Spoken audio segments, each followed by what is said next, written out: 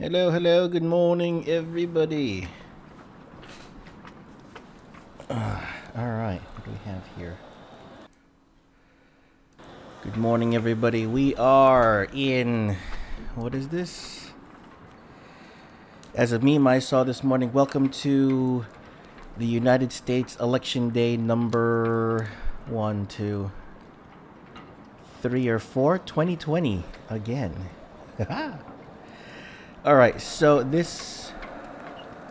Where are we here? This game I saw, and I wanted to do this because at least I don't have to read. Because I'm not feeling well today. Because of the change of weather and temperature over here. And, you know, trying to fight off actually a cold trying to come in.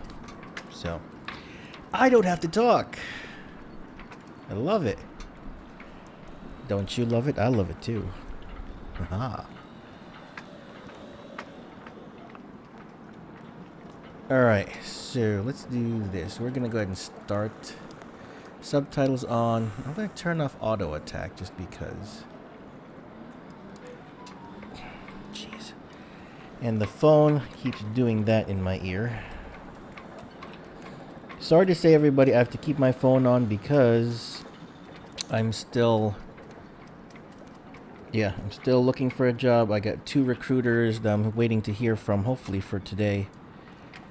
Whether I have a job or not, we'll see. Hopefully today. So let's start anyway. Forget that. Let's start. Let's just have some fun.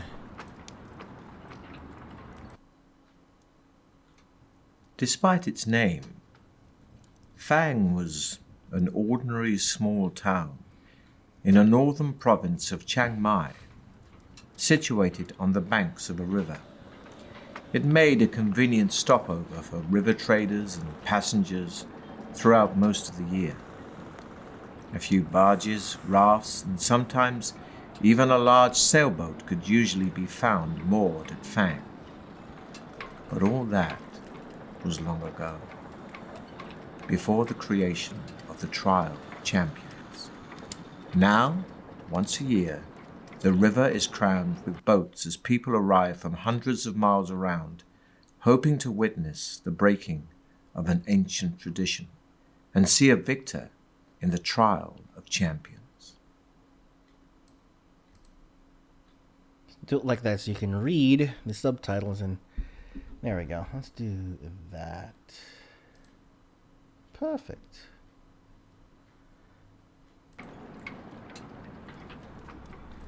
On the 1st of May each year, warriors and heroes come to Fang to face the test of their lives. Survival is unlikely, yet many take the risk, for the prize is great. A purse of 10,000 gold pieces and the freedom of Chiang Mai forever. But to become champion is no easy task. Some years ago, a powerful baron of Fang called Sukhumvit decided to bring attention to his town by creating the ultimate contest. With the help of the townspeople, he constructed a labyrinth deep in the hillside behind Fang, from which there was only one exit. The labyrinth was filled with all kinds of deadly tricks and traps and loathsome monsters. Sukhumvit had designed it in meticulous detail, so that anybody hoping to face its challenge would have to use their wits as well as weapon skill. When he was finally satisfied that all was complete, he put his labyrinth to the test. He picked 10 of his finest guards, and fully armed, they marched into the labyrinth. They were never seen again. The tale of the ill-fated guards soon spread throughout the land, and it was then that Sukhumvit announced the first Trial of Champions. Messengers and news sheets carried his challenge, 10,000 gold pieces and freedom of Chiang Mai forever to any person surviving the perils of the labyrinth of Fang. The first year, 17 brave warriors attempted the walk, as it later became known. Not one reappeared. As the years passed and the Trial of Champions continued, it attracted more and more challengers and spectators.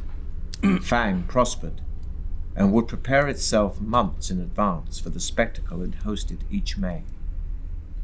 The town would be decorated, tents erected, dining halls built, musicians, dancers, fire eaters, illusionists, and every sort of entertainer hired, and entries registered from hopeful individuals intent on making the walk. The last week of April found the people of Fang and its visitors in wild celebration. Everybody sang, danced, and laughed until the day broke on the 1st of May, when the town thronged to the gates of the labyrinth to watch the first challenger of the year step forward to face the trial of champions. Having seen one of Circumvit's challenges nailed to a tree, you decide that this year you will attempt the walk. For the last 5 years you have been attracted to it not for the rewards, but for the simple fact that nobody has ever yet emerged victorious from the labyrinth. You intend to make this the year in which a champion is crowned. Gathering up a few belongings, you set off immediately. 2 days' walk takes you west to the coast, where you enter the cursed port Black Sand. Wasting no time in that city of thieves, you buy your passage on a small boat sailing north to where the river Coke meets the sea, and from there you raft upriver for 4 days, until finally you arrive in Fang. The trial begins in 3 days' time, and the town is in an almost hysterical mood of excitement. You register your entry with the officials and are given a violet scarf to tie around your arm, informing everyone of your status. For 3 days you enjoy Fang's greatest hospitality and are treated like a demigod. During the long merriment you almost forget your purpose in Fang, but the evening before the trial, the magnitude of the task ahead begins to dominate your thoughts.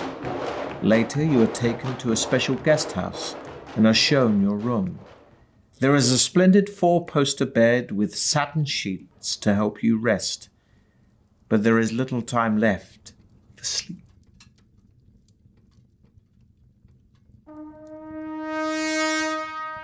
Just before dawn, a trumpet call awakens you from vivid dreams of flaming pits and giant black spiders. Minutes later, there is a knock on your door, and a man's voice rings out saying, "Your challenge begins soon. Please be ready to leave in 10 minutes. You climb out of bed, walk over to the window and open the shutters. Already people are thronging the streets, moving quietly through the morning mist, spectators, no doubt on their way to the labyrinth, hoping to find good vantage points from which to watch the competitors. Walking over to a wooden table on which your trusty sword and shield lie, you pick them up and cut the air with a mighty sweep, wondering which beasts your sword's sharp edge may soon have to meet. You open the door into the corridor, and a small man greets you with a low bow as you emerge from your bedroom. "Please follow me," he says. He turns to his left and walks quickly towards the stairs at the end of the corridor. Walking through a parting in the crowds, you see Baron Circumvit himself, standing by the entrance waiting to greet the contender in the trial of champions. You count 5 others standing proudly in line, their violet scarves displayed for all to see. This is actually an illustration from Fighting Fantasy Book 6. Dressed in furs. They stand completely motionless, legs straight and slightly apart, arms thrust forward to rest on the hilts of their long, double-headed battle axes. A sleek elven woman with golden hair and feline green eyes is adjusting the crossbelt of daggers wrapped around her leather tunic. Of the 2 remaining men, one is covered from head to foot in iron plate armor, with a plumed helmet and a crested shield. The other is cloaked in black robes, only his dark eyes showing between the swarms of his black-faced scarves. Long knives, a wire garrote, and other silent death weapons hang from his belt. The 5 contenders acknowledge your arrival with almost imperceptible nods of the head, and you turn to face the exultant crowd for the last time. Suddenly, a hush falls over the crowd as Baron Sukhumvit steps forward, holding 6 bamboo sticks. You draw one from his outstretched hand, and you read the word, "Fifth." Then the trial begins. The knight is first. He salutes the crowd before disappearing into the tunnel, and is followed half an hour later by the elf. Next goes a barbarian, and then the dark assassin. Next, it's your turn. But before embarking on your adventure, we must first determine your own strengths and weaknesses. You have in your possession a sword, a shield, and a backpack for carrying provisions for the trip. You have been preparing for your quest by training yourself in swordplay and exercising vigorously. To see how effective your preparations have been, dice will be rolled to determine your skill, stamina, and luck scores. Or, if you wish to begin your adventure immediately, you can choose between 3 ready-made adventurers. Alright, at this point I usually ask you guys to choose, but I've already started playing this just to kind of test things out. So the best that I could see is the 3rd pre-made character. So we're going to go and choose the 3rd pre-made character, Rasmus something. But we have to cycle through everything. So you get to hear all the extra stuff. Choose ready-made adventurer. You can choose to be Alaric Ironwood, whose approach in battle is simple and direct. To charge forwards, huge shoulders whirling his sword manically about his head, chopping left and right with such force and speed as to quickly put any enemy off getting too close. And should they ever manage to sneak a blow in under this onslaught, Alaric's impressive physique will normally just brush it off, as if it were a scratch. Born Fang himself, many moons ago, Alaric is a hero to the locals. His mother still lives there, a diminutive woman who makes her living as a seamstress. And quite how she produced such a gigantic warrior no one quite knows. But the popular theory is that somewhere down his ancestral line, giant blood runs in his veins. Alaric's initial skill is 8, his initial stamina is 23, and his initial luck is 7. Alaric also carries a potion of strength that gives 2 opportunities to restore his stamina points to their initial amount.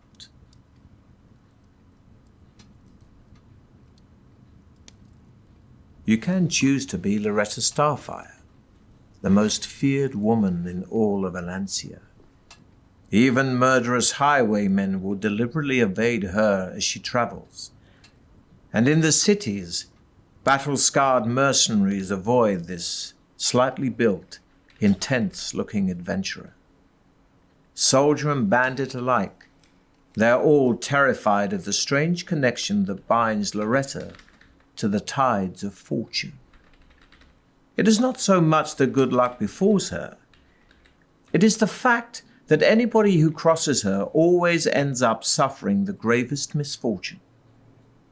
Tales abound of pickpockets who have had their hands severed in bizarre accidents after trying to steal from her. Of opponents in combat who have stumbled and fallen on their own swords. Little is known of Loretta's background, but there are whispers, perhaps not wholly unfounded, that some long-lost dark magic fills her soul. Loretta's initial skill is 9, her initial stamina is 11, and her initial luck is 11. Loretta also carries a potion of fortune, that gives 2 opportunities to not only restore her luck points to their initial amount, but will increase her initial luck score by 1. Okay, Rasmus Longbeard. That's the guy I want to choose. He's got the best stats, I think. But no, Bill. No, this guy was. So look at him. If you've seen the last, I guess it's the last Fast and Furious movie, he was the Russian professor from, was it Hobbs? Hobbs and Shaw or whatever. And I'm like, wow, I remember him in the movie in the early 2000s, mid 2000s, where that he was like a guard or a knight from the new Jack and the Beanstalk, Jack the Giant Killer, whatever it was, movie. Where he moved well and everything, but here he's old. He's masterpiece theater old. Yeah, he looks. I'm surprised. I don't think he had. I'm surprised too. Yeah, because I don't think he had a role in any of the Tolkien movies.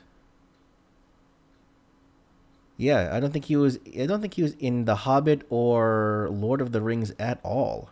Wow. You can choose to be Rasmus Longbeard, a supreme master with all types of offensive weapons, from throwing knives to longbows. There is nothing that does not put the fear of the gods into his foes when it is in his hands. But it is his swordsmanship that is his most stunning attribute. The son of a blacksmith, he spent his infancy surrounded by blades of all designs. Ever since he was just a boy, he has repeatedly defeated opponents of greater age and experience in duels. He is even said to be able to chop a crossbow bolt from the air. Dressed in ornate flowing robes that allow him to move with ease, he is as fashionable as he is deadly. Rasmus begins with an initial skill of 12. His initial stamina is 17, and his initial luck is 9. Rasmus also carries a potion of skill that gives 2 opportunities to restore his skill points to their initial amount. Okay, I want to choose Rasmus, but yeah, let's see. What was he in? It's Eddie Marsan. He was in... Wow, Ray Donovan is still going? He's in Ray Donovan. Oh, geez, what is this? Pets United. Yup. Hobbs and Shaw. The Professor and the Madman. What the hell is that? He was in Vice? Okay. The Mowgli movie. Deadpool 2. Yep, Deadpool 2. He was on the new Murder on the Orient Express. I like the new Murder on the Orient Express. Let's see here. When did the Hobbit movies come? Yep, Jack and the Giant Killer. That's him right there. No, he wasn't in any of the Tolkien movies.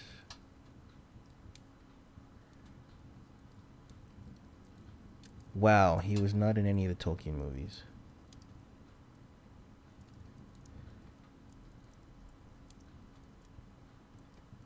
I don't think. Hold on. When did the Tolkien movies come out? The first ones, it was 2000, right? Something like that.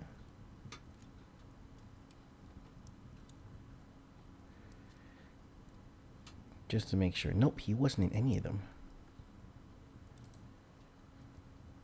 Lastly, Bilbedo. before you begin your quest, you are given enough provisions for 10 meals.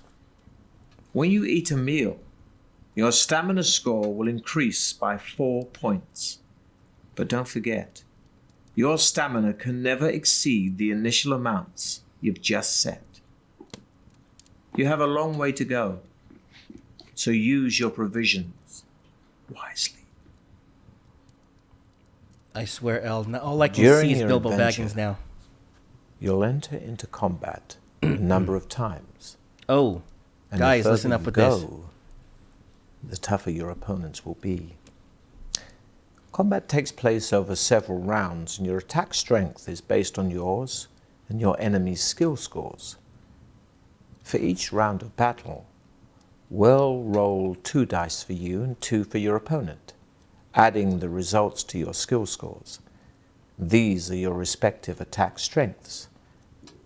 Whoever's attack strength is the highest wins that round of combat. If you both had the same attack strength in a round, then it will be a tie. In some battles, you can take an opportunity to escape. But beware. If you do run away, your opponent will automatically score 1 hit on you as you flee, costing you 2 stamina points. So be sure you have enough. Such is the price of cowardice. That's word for word out of the books. You are playing using the new battle system, where the battle takes place over 3 rounds. Your sheer battle-hardened nature will mean you'll always win the battle after the 3 rounds, but every round you lose will cost you 2 stamina points. So be careful. Losing all your stamina will still be fatal. At the start of each round, you'll have a short time to decide to fight or to build up your stamina by eating your provisions or taking a potion, if you have one. Oh. Okay, hold on. I don't... Is that part of the... Let me see this. No, wrong book. Deathtrap Dungeon. I'm opening up Deathtrap Dungeon. The actual book. Published 1984. Battles, you'll often come across book pages. First record of skill, stamina, subsequent battle, roll, dice. Okay, that's the normal. Escaping, fighting more than one creature. Okay, using luck in battle. Restoring skill. Okay. Equipment and potions, hints on play. Okay, so what he's talking about, the 3 rounds, that's new for this recording, this game. So the question is, he says that if we do the new battle system, we'll always win the battle. The thing is that we'll have to survive with our stamina HP points. So what do you guys think? Just always do just 3 rounds? I guess that means like less. That's potentially less damage we'll take, but. Or do you want to do the original battle system, which is actually, what we used to do, well, what we did in the last few games, which is you keep rolling until someone dies. You are playing using the traditional battle system from the original Deathtrap Dungeon book. At the start of each round, you'll have a short time to decide to fight or to build up your stamina by eating your provisions or taking a potion. Yeah, that's what I think. If you have one. After each battle round, you'll be able to test your luck. By using luck in battles, you can either score a more serious wound on your opponent or minimize the effects of a wound scored on you. If you test your luck after you have just wounded your opponent, we'll roll 2 dice, and if the total is the same or less than your current luck score, you will have been lucky and will take an extra 2 points from your opponent's stamina. But if the roll is greater, then the damage to your opponent will be halved. If your opponent has just inflicted a 2 stamina wound on you, a lucky roll will halve that damage, but an unlucky roll will take an additional stamina point. It's gambling. One last thing. Do you want to gamble? Testing your luck has a cost. Each time you test your luck score will be reduced Yeah, no. by 1 point. That's true. I never you notice me. I never use luck in battle anyway. Play battle using original. No, we're gonna do the new battle system because there's less chance to be killed. Because you can still roll even. You can still roll evens, or I should say, you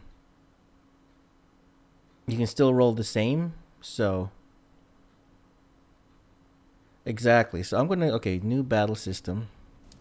I can skip that. Let's play using Oh, sorry, the webcam's hiding the button. I wanted to stretch the screen out as much as possible while you read it, but we're gonna use the new battle system because I'm not gonna use luck anyway. You know me, I never use luck in battle. Now it is your turn to salute the crowd. Holding your violet scarf aloft, you take one final deep breath of cool, fresh air. It's not really low. Before turning to pass between That's the like stone 75% of luck. into Succumbit's corridors of power, to face unknown perils on the walk through the mighty Baron's Deathtrap Dungeon. Oh God, that's okay. How long have we been on? We've been on for 15 minutes, and that's just the beginning.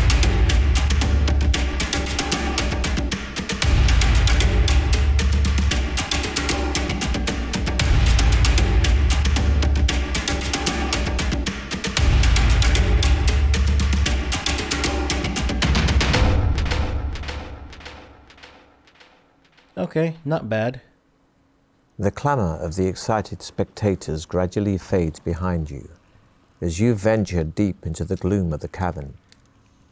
Large crystals hang from the tunnel roof at 20-metre intervals, radiating just enough soft light for you to see your way. As your eyes gradually become accustomed to the near darkness, you begin to see movement all around. Spiders and beetles crawling up and down the chiseled walls disappear quickly into cracks and crevices as they sense your approach. Rats and mice scurry along the floor ahead of you. Droplets of water drip into small pools with an eerie plopping sound which echoes down the tunnel. The air is cold, moist, and dank.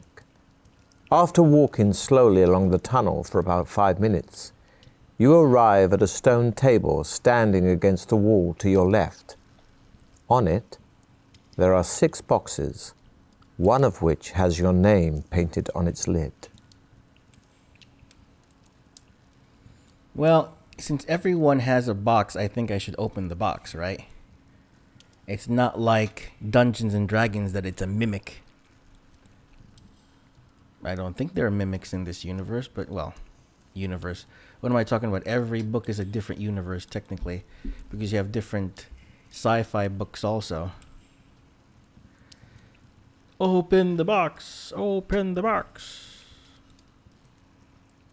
The lid of the box lifts off easily, and inside you find 2 gold pieces and a note written on a small piece of parchment addressed to you. After placing the gold in your pocket, you read the message, which says, "Well done. At least you had the sense to stop and take advantage of the token aid given to you. Now I can advise you that you will need to find and use several items if you hope to pass triumphantly through my Deathtrap Dungeon." Signed, Succumbit. Memorizing the advice on the note, you tear it into tiny pieces and continue north along the tunnel, where you come to a junction. A white arrow painted on one wall points west. On the floor, you can see wet footprints made by those who entered before you. It's hard to be sure, but it looks as though 3 of them followed the direction of the arrow, while one decided to go east. I actually am very curious, so I'm going to... I don't think... No, I really doubt there are bookmarks on this thing. So right now, I'm actually trying to find this part in the book. Okay, there's that part, 270, 66. So if I wish to open the box at so I go to 270. He talks a little bit slower, but at least I like the way he sounds. When I go back to my own recordings and listen to myself, I'm like, I sound like a doofus. I wouldn't want to hear the story from myself. Yeah, see, it's word for word. The lid of the box lifts off easily. Inside, you find 2 gold pieces and a note written on a small piece of parchment addressed to you. After placing the gold pieces in your pocket, you read the message which says, "Well done." All right. So, what was it? Then it goes to 66 to go left or right. Sorry, I know. We'll get back to the story, and he's doing it anyway. It's a lot easier and faster, but I want to check this out for a second.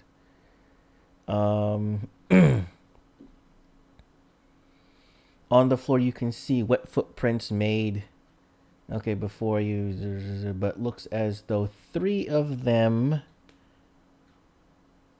followed the direction of the arrow while 1 decided to go east. Okay, so if I were...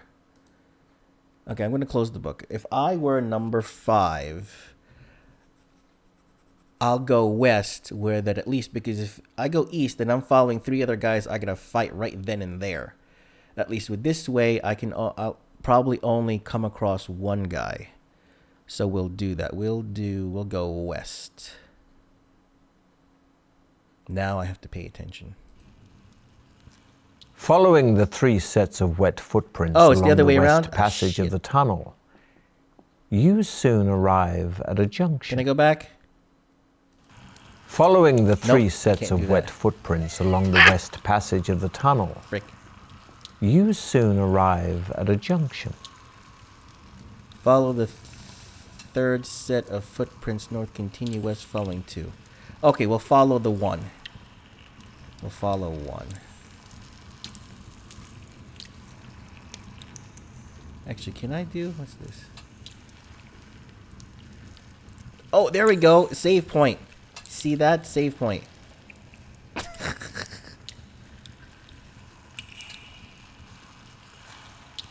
Wait, what?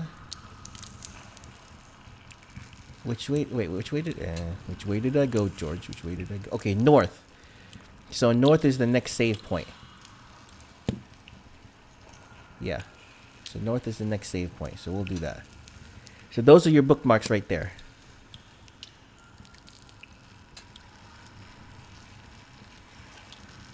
Oh, give me a second. Hold on.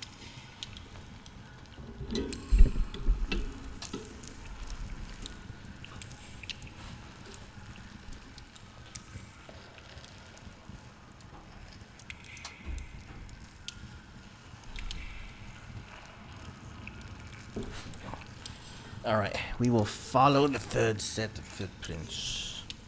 Just 1. Just go 1. Ahead, you hear the thud of heavy footsteps approaching. Oh, God. Out of the gloom steps a large, primitive caveman, dressed in animal hide and carrying a stone club. Oh, first battle. On seeing you, he grunts and spits on the floor, then raises his club and lumbers on towards you, looking anything but friendly. Well, I don't need to eat, so I guess we can attack. Now, the thing is that... See, you see all these people. I'm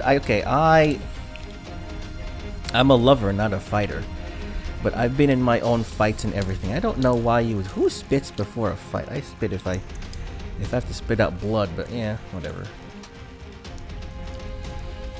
Okay, so his skill is... What?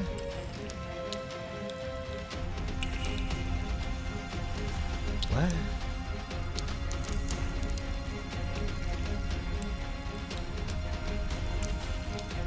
Your enemy is strong, but slow, and screams in pain as your sword sinks into his leg.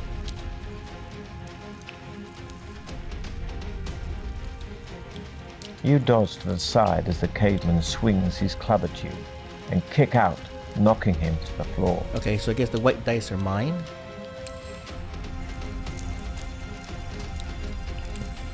You run around the lumbering caveman, crashing your sword into his arm.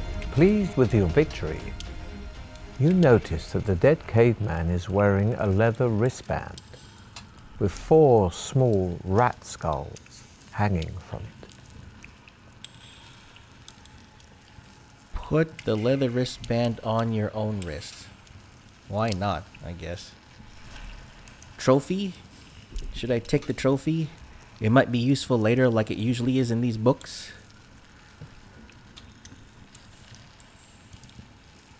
Alright, this is what I'm going to do. I am going to turn auto attack on.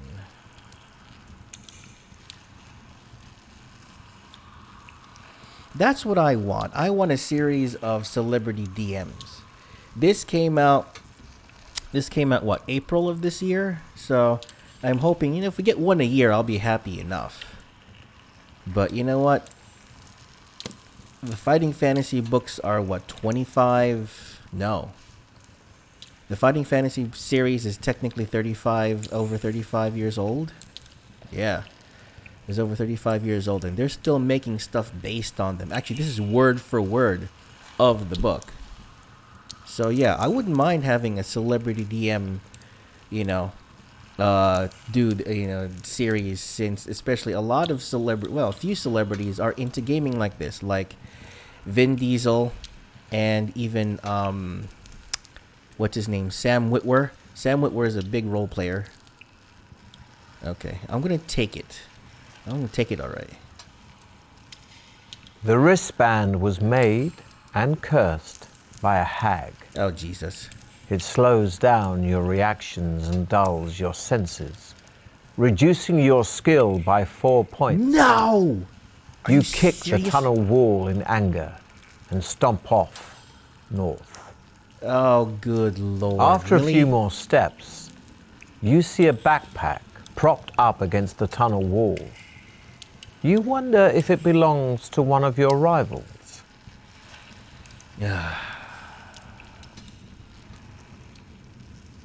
It starts. This is where it starts. Alright, let's look in the backpack. Watch it explode. There is a single gold piece lying in the bottom of the backpack. As you reach for it, you suddenly feel a light tickling movement on the back of your hand. You withdraw your hand slowly, trying to control your mountain panic, and are horrified to see a black widow spider. Am I dead? Before you can shake it off, it sinks its venomous fangs deep into your wrist, costing you a huge 6 stamina points. Only your incredible strength could allow you to withstand the powerful venom. But you are weakened, and also lose 1 skill point. Your hand trembles as you pocket the gold piece, cursing the person who dropped the backpack as you set off north again. You arrive at a junction in the tunnel. A new branch leads west, but the wet footprints you have been following continue north. You decide to keep following the footprints. You soon come to another junction in the tunnel. One branch leads east, but the wet footprints you have been following continue north, and you decide to follow their trail. The passage opens out into a wide cabin which is darker but much drier. Ahead, you see the footprints gradually fade, then disappear. There is a large idol in the center of the cabin that must be 6 meters high. That's cool. In its head are jeweled eyes, each as big as your fist. On either side of the idol stand 2 giant stuffed, bird-like creatures. Watch, I try to take the jewels, they're cursed. But at the same time, it's like, we were told that we were supposed to pick up some key items. We weren't told what those key items were we?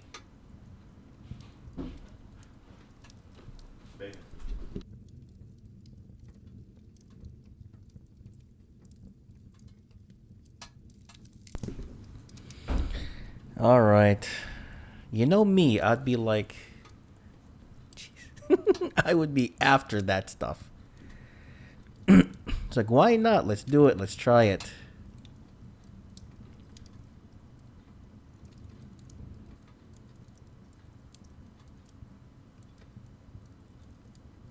Yeah, but didn't we didn't we have that note saying that we needed to find some key items? We don't know what those key items are. Right?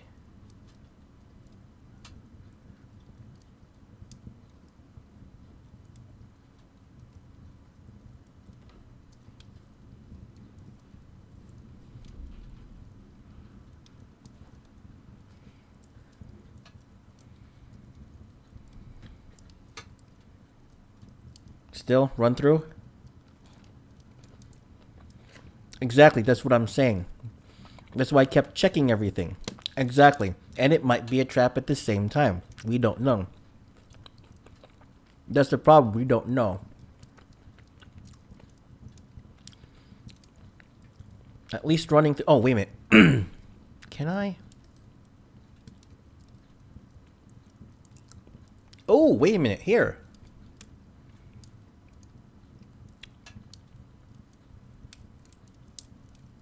I might as well use them now, right? Eat. Okay. Drink. Ooh, that's better. Okay. That's a lot better. I feel a little bit better now. So we're going to try the idol. Exactly. Now that I had that. The idol is very smooth and will be difficult to climb. Some rope would have been ideal for this task, but alas, you don't have any. Oh, good Lord, So no. slowly and carefully, you begin to climb the idol. You're about to grab hold of its large ear when suddenly your foot slips.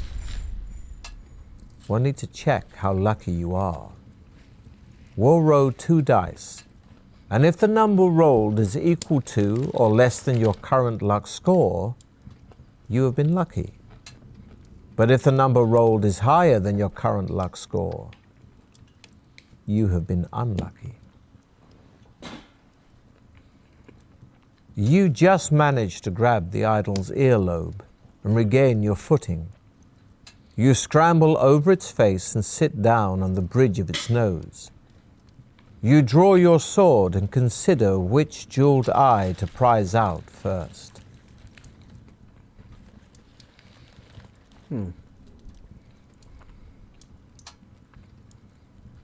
Crap. Hold on. Hold on.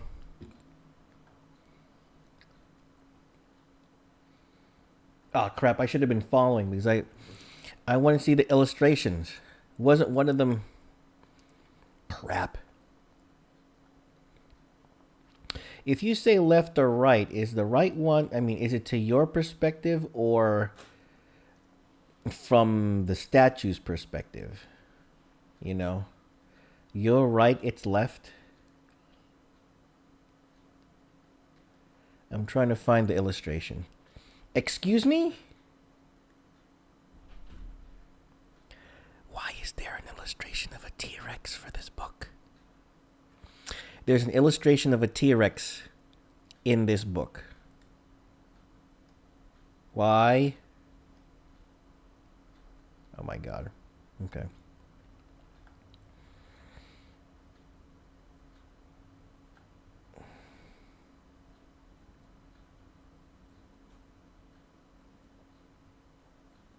And I can't find that illustration in my copy. Hold on. Hold on.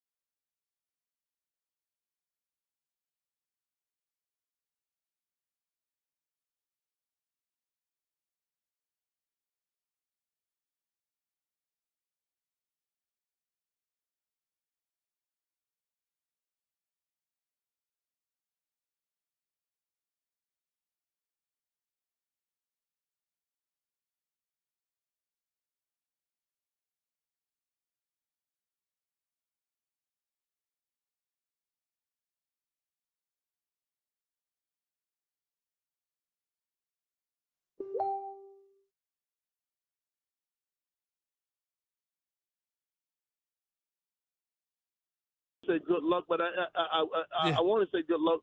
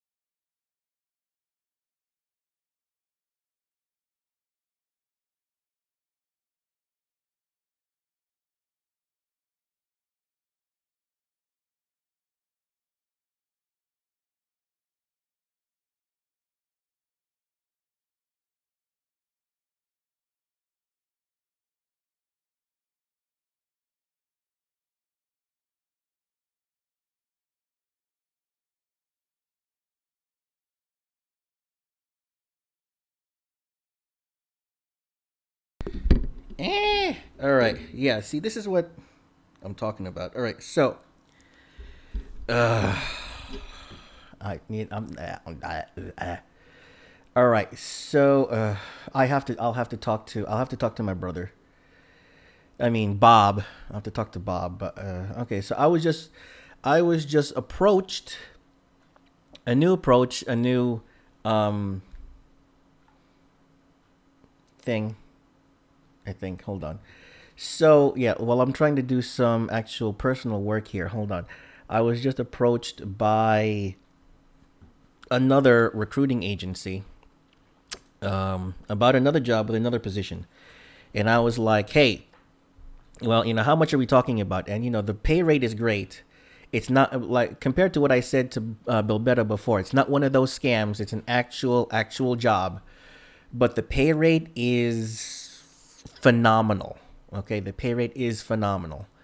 So I was like, well, all right, so what's the turnaround? When am I going to hear from you guys whether I'll have the position or not? They're like, oh, no later than, mid next week.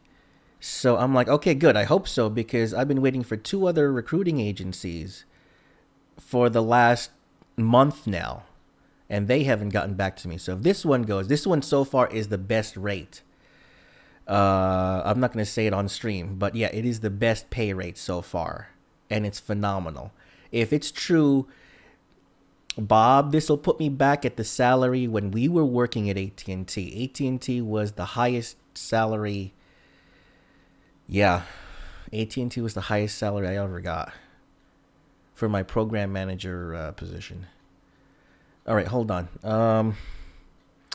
So the thing is, just to make sure, I need to forward to him my latest resume. That's not it.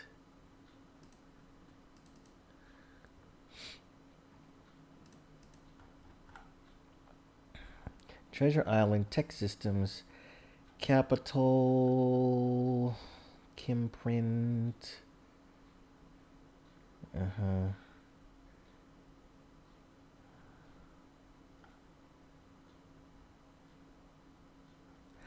How come I don't have...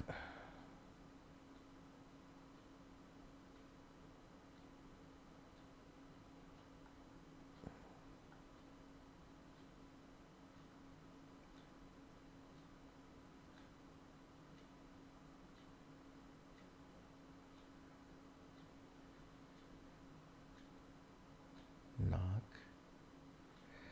Wait a minute. How come I don't have...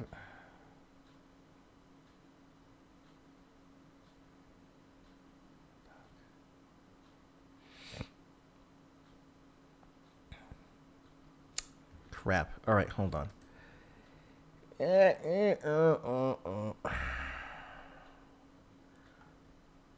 Oh, you know why? It's because I put it in... Hold on, did I send it?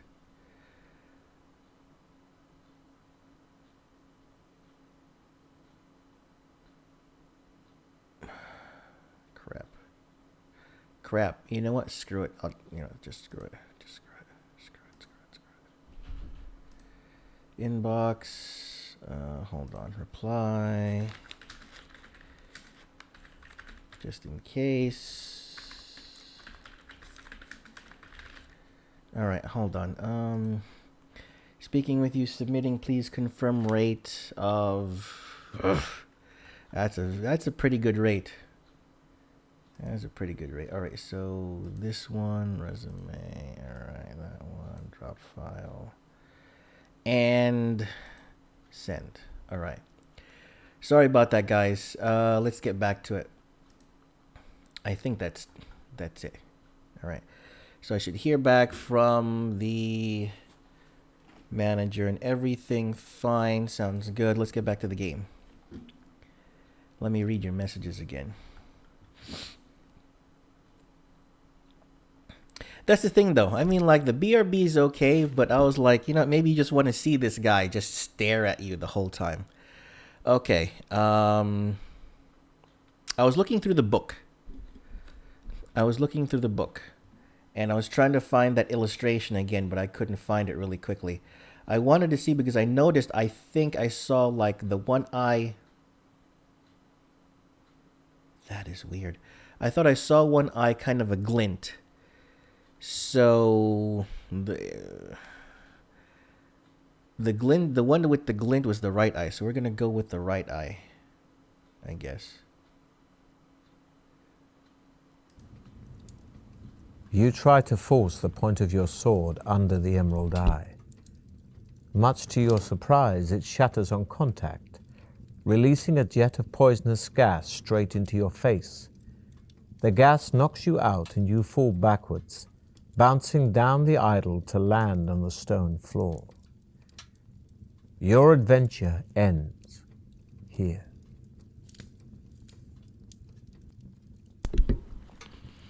Seriously? Seriously?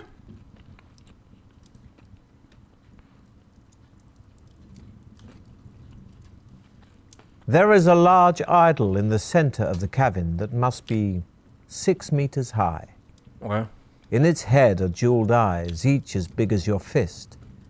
On either side of the idol stand 2 giant stuffed, bird-like creatures. The idol is very smooth and will be difficult to climb. Some rope would have been ideal for this task, but alas, you don't have any. So slowly and carefully, you begin to climb the idol. You're about to grab hold of its large ear when suddenly your foot slips. We'll need to check how lucky you are. We'll roll 2 dice, and if the number rolled is equal to or less than your current luck score, you have been lucky. But if the number rolled is higher than your current luck score, you have been unlucky. You just managed to grab the idol's earlobe and regain your footing. You scramble over its face and sit down on the bridge of its nose. You draw your sword and consider which jeweled eye to prize out first.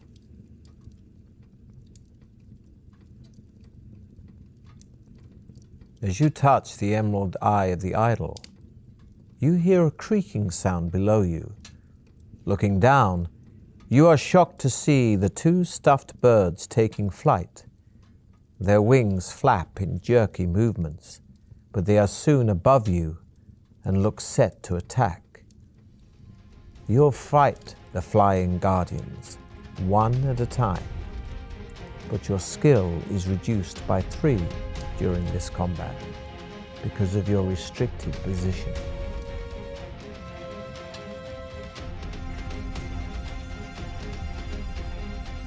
You quickly eat some provisions, increasing your stamina by 4 points.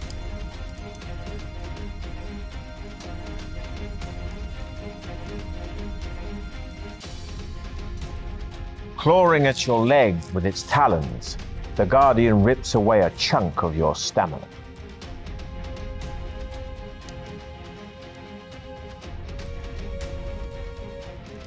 You lunge for the creature as it flies above you, but your sword clangs into the statue. Neither of you are harmed. I don't think I have a skill potion. The Guardian snaps at you with its vicious beak. You parry, but the tip of the creature's beak sinks deep into your arm. The crumpled form of the first flying guardian falls crashing to the floor. So you ready yourself to take on the second.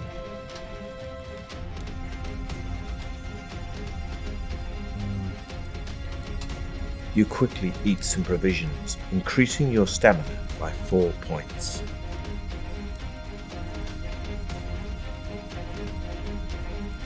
The beating wing of the Guardian smashes into the side of your head, leaving you seeing stars and sapping your stamina. Oh, wait a minute, that's right. No, I do have a skill potion, that's right. I only have 1 left. You manage to grab one of its legs, flipping it over, making it fall fast, but it recovers just before hitting the ground. Neither of you are harmed.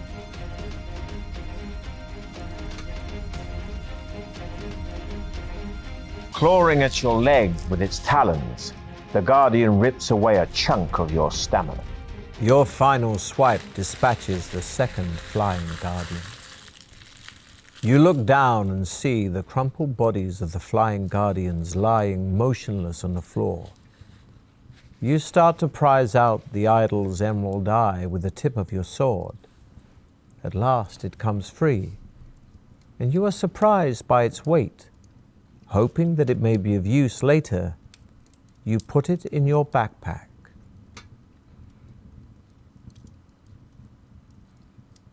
Okay, I'm gonna climb down. Since we know the other one is poisonous. You lower yourself carefully down the idol, and wasting no more time in the cavern, run forward to the tunnel in the northern wall. Not much farther down the tunnel, you come to a closed door on your left. Putting your ear to the door, you listen intently but hear nothing. All right, let's see here. Oh, did I? Fine. Skill potion. And eat another provision. There we go. What do you think? Curiosity kills the adventurer? Does curiosity kill the adventurer?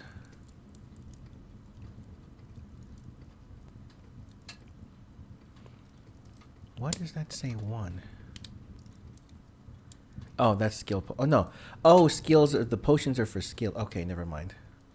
That's right. The other potion was for luck. That's right. Okay. So what do you think? Open the door or keep going? So that's what that is.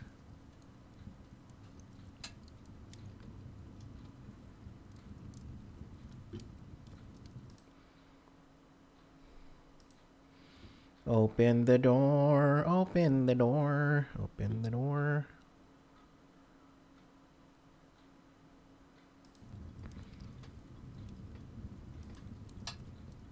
You enter a room which is small and completely empty. As soon as you are inside, the door slams shut behind you. Suddenly a voice booms out of nowhere, shouting, "Welcome to Deathtrap Dungeon, the ingenious killer labyrinth of my master. Adventurer, I trust you will pay your respects to my master by shouting out his name."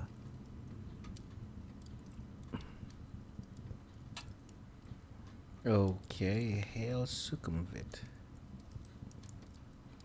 You take a deep breath and shout, "Hail Succumvit!" Once again, the mysterious voice calls out, only this time its tone is full of contempt and derision. "So, we have a sniveling weed in our midst, do we?" sneers the voice. Oh boy. "My master has a special gift for you, loathsome creep." Uh-oh. Suddenly, water starts pouring into the room through a hole in the ceiling. It soon rises above your ankles, and there is no apparent way of escape. You wade back to the door. It is firmly locked, but in desperation you try ramming it with your shoulder. We'll see how skillful you really are. Remember, a roll equal to or less than your skill score means you have been skillful, but a roll higher than your skill could end badly. Oh, I have 12, so there's almost no way. The door cannot withstand the furious battering you are giving it. The center panel cracks and splinters, enabling you to kick a hole in it large enough for you to squeeze through. Soaked, but happy to have survived your ordeal, you set off north again. The tunnel twists and turns, but keeps steadily north. Ahead, Whoa. you see a thin shaft of blue light I saw streaming this. down from the ceiling to the floor. I saw this in the book. It sparkles and shimmers, and you can see images of laughing faces in the light. Yeah, I think we should walk around the light. I'm feeling this is going to be like a Joker beam. Or is it a healing beam? You never know.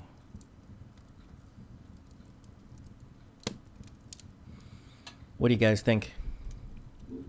I'm thinking walking around.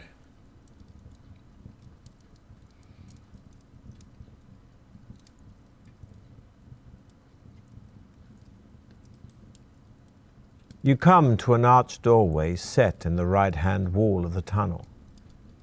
The heavy stone door is closed, but there is an iron latch and a round handle.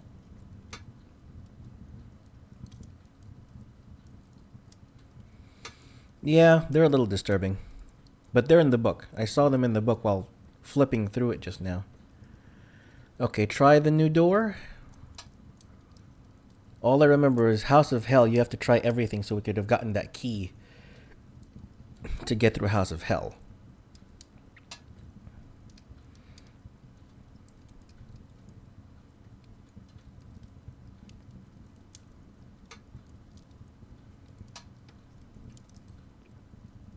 Lifting the latch and pushing the heavy stone door open, you find yourself in a large cabin.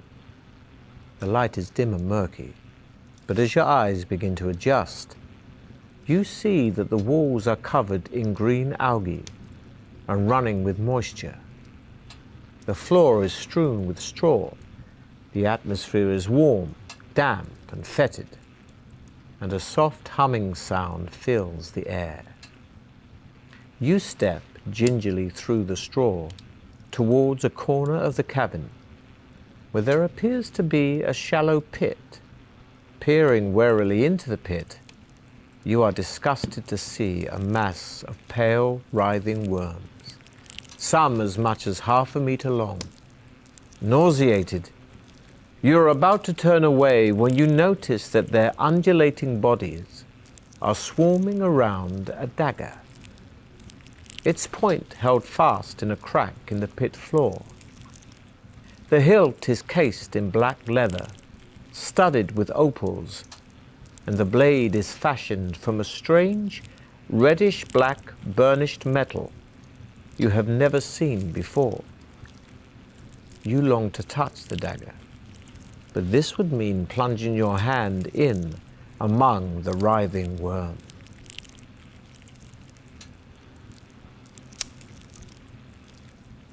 Okay.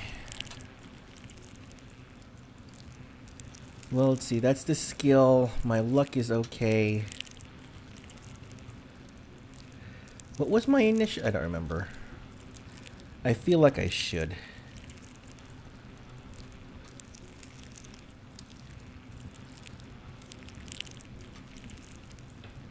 Yeah, they're only huge worms. I mean, it sounds like those worms. Have you ever seen the Godzilla movie from the 90s with Matthew Broderick?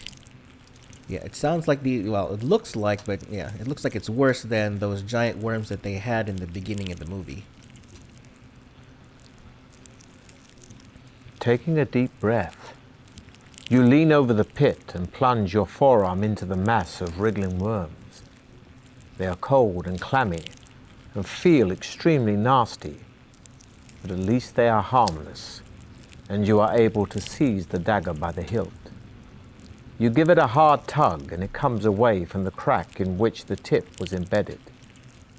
Admiring its beauty and wondering whether it might once have belonged to some luckless contestant, you put the opal-studded dagger firmly in your belt and leave the cabin. As you make your way back to the doorway, the buzzing sound increases in intensity, and you look around desperately to discover where it's coming from. Glancing up in the nick of time, you see a huge and grotesque black shape of a giant fly emerging from a recess high up in the cavern wall.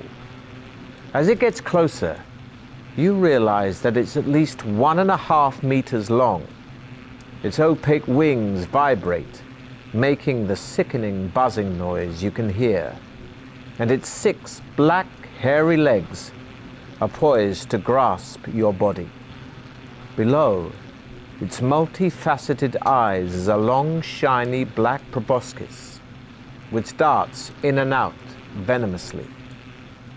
You have stolen the giant fly's treasure from her brood of maggots, and you must face the consequences. It's time to test your luck again.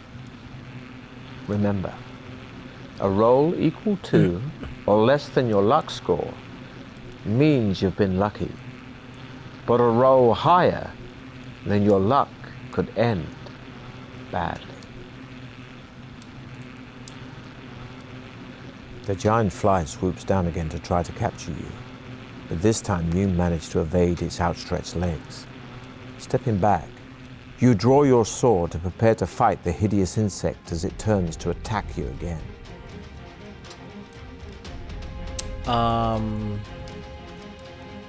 That's not bad. Yeah. The creature flies at you so close you can't use your weapons. Grabbing it by its legs, you swing around, slamming it into a wall.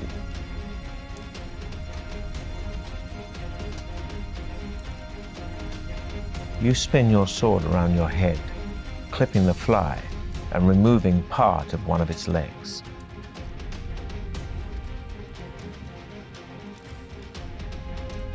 You hurl yourself at your enemy, fist flailing, and land a stunning blow. Pleased with your victory, you wipe the vile yellow slime from the blade of your sword and walk quickly to the door, back to the tunnel, and head north. Okay, cool. Save point. Save point. The tunnel ends shortly at a junction. Looking left and right, you see a narrow passage disappearing into the dim distance. Huh? Oh, okay. So I can only go left and right.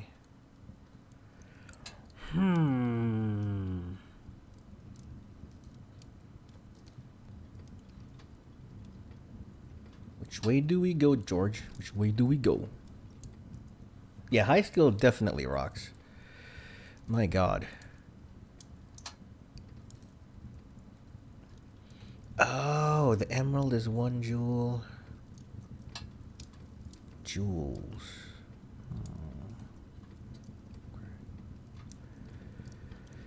East or west? West or east? Which way do we go? Actually, can I? Oh, okay. I can move the map.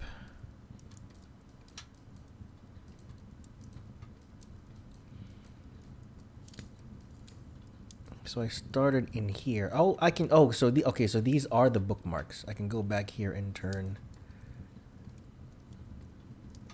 Huh. I don't remember it mentioning these. Oh.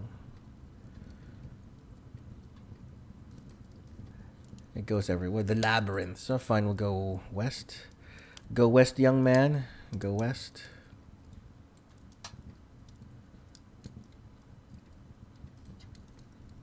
Ahead, you hear the sound of rocks being ground and crushed. The noise grows louder, and suddenly you realize that the wall on your right is starting to collapse.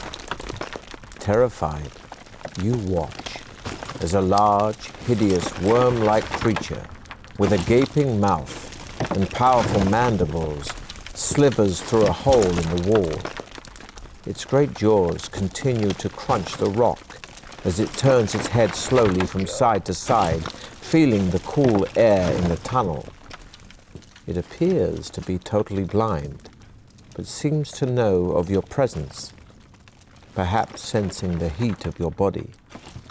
It starts to slither towards you with its mandibles wide apart to attack. Run back down the tunnel junction. All right, which way do we go, George? What do you want to do? We can fight it.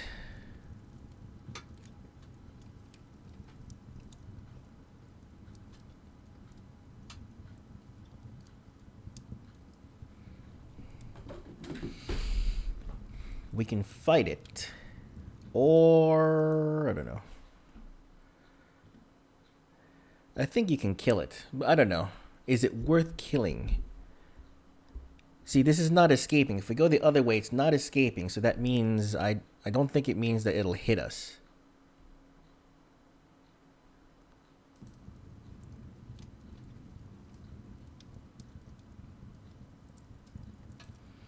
Oh, maybe there's a... Oh, you can go down the path. Oh, look. I don't know if you can see... I don't know if you can see that on the stream, but yeah, it looks like if we kill it, we can probably go through there.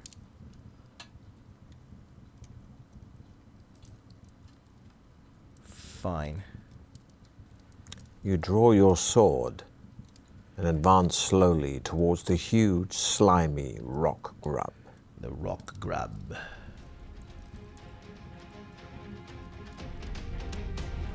The rock grub is strong, but slow. You swing your sword, which smashes into its pulsating body. Pulsating body. You thrust your sword, and you clearly damage the creature.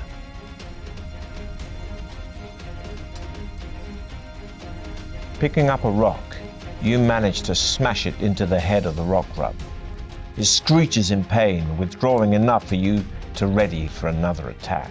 Another attack? Pleased with your combat skills, you step round the great bulk of the dead rock grub and peer into the darkness of the borehole it left.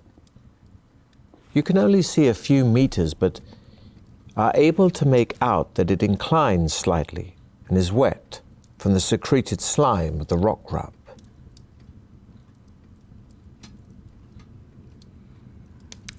All right, I kind of want to explore the borehole. Only because this is a labyrinth, and technically, if you were to guess, the borehole and everything with the rock grub is not part of the original design of the labyrinth. So I would want to do that. Not unless it goes back to some kind of rock grub nest or something. Exactly.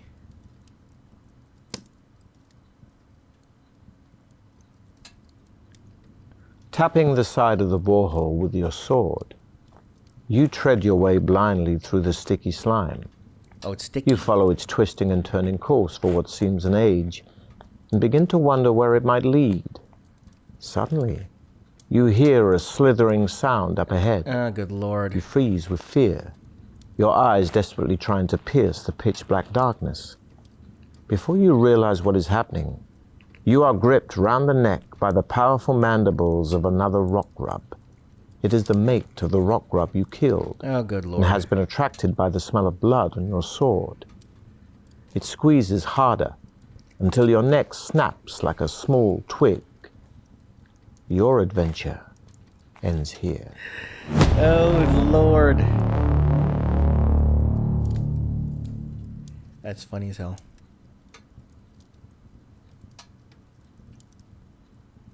Ahead, you hear the sound of rocks being ground and crushed. The noise grows louder, and suddenly you realize that the wall on your right is starting to collapse. Terrified, you watch as a large, hideous, worm-like creature Go ahead and with a skip gaping this. mouth and power. I want to turn back. Yeah, let's turn back. You walk down the passage and soon find yourself standing at the edge of a deep, dark pit. Ooh. The passage continues east on the other side of the pit. You think you could probably jump over the pit. You think? You're not sure. There is a rope hanging down from the ceiling over the center of the pit.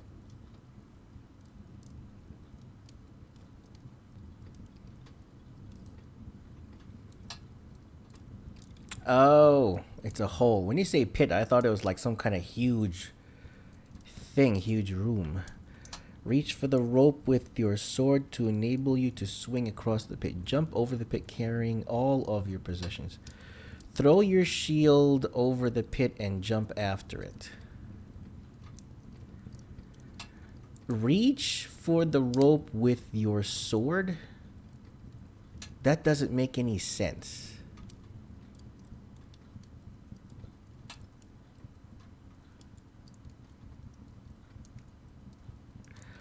I'm going to try to swing with the sword and the rope, which doesn't make any sense the way it's said, but it... yeah. Gripping the rope firmly, you step back to take a running jump.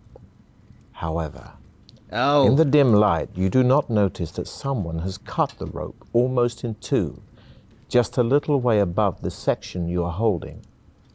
As you swing out across the pit, it suddenly breaks, and you scream with fear as you plunge headlong to the depths below. You land heavily on your back, but luckily your backpack cushions your fall, only costing you 1 skill point and 2 stamina points. Okay, that's not bad. Could have been much worse. The darkness is almost pitch black at the bottom of the pit, and you crawl along the floor, groping in front of you. Suddenly your hand touches something cold, hard and smooth. The object is small and round, but you cannot figure out what it is. You place it in your backpack, hoping to see what it is once you are out of the pit. You continue to crawl forward and soon reach the pit wall. It's too smooth to climb, and you have to cut hand and toe holds in it with your sword. This takes a long time, but finally you climb out of the pit on the east side. You immediately check out the object in your backpack and discover that you have found an orb of blood red ruby. Ooh, nice. You are absolutely delighted and head off east in high spirits, whistling softly. Wait a minute, but... The tunnel makes a sudden left turn and continues north, as far as you can see. You soon arrive at a closed wooden door in the left-hand wall.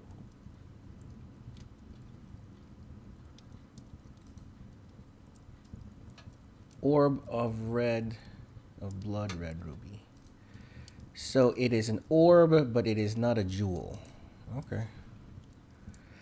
Curiosity opens the door, or not? Is the question. Stamina looks good. I'm gonna leave it. I think I'm gonna leave my stamina. I'm gonna leave skill because skill is still 11. That's still a good. Yeah, that's still good. What do you think? Door?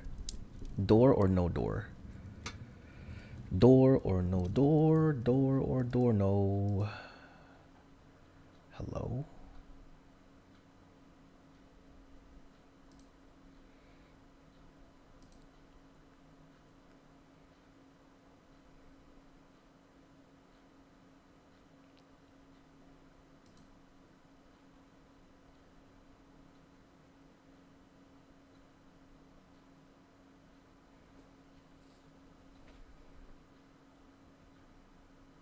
No.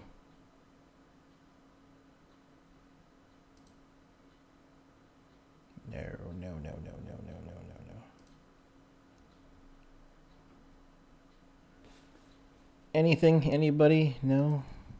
Hold on, what am I doing? Open the door. The door opens into a large candlelit room filled with incredibly lifelike statues of knights and warriors. A white-haired old man, dressed in tattered rags, jumps out from behind one of the statues and starts to giggle. Though he looks like a fool, the sparkle in his eyes makes you think there is more to him. In a high-pitched voice, he says, "Oh, good! Another stone for my garden. I'm glad you have come to join your friends. Now, I'm a fair man, so I'll ask you a question. If you answer correctly, I'll let you go free. But if your answer is wrong, I'll turn you to stone." He starts to chuckle again, obviously pleased with your arrival.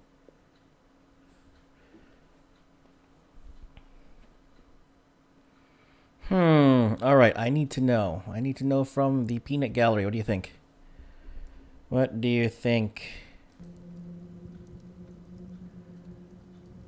I want to hear the question. Why would I attack him? He hasn't done anything to me yet. Question? Wait for the question. The old man points at one of the statues, and you recognize it immediately. It is the knight who started the trial of champions. The agonized look on his face locked in stone for eternity. The old man smiles, saying, This man weighs 100 pounds plus half his weight. How much does he weigh? What will you answer?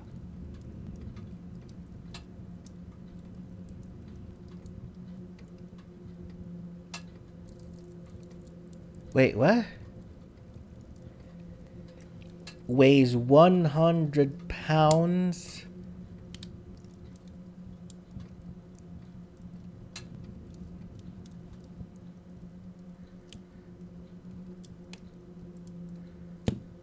Plus his weight. What? Who? What? The old man points at one of the statues, and you recognize it immediately. It is the knight who started the trial of champions. Okay. The agonized look on his face locked in stone for eternity. The old man smiles, saying, This man weighs 100 pounds 100. plus half his weight. How much does he weigh? What will you answer?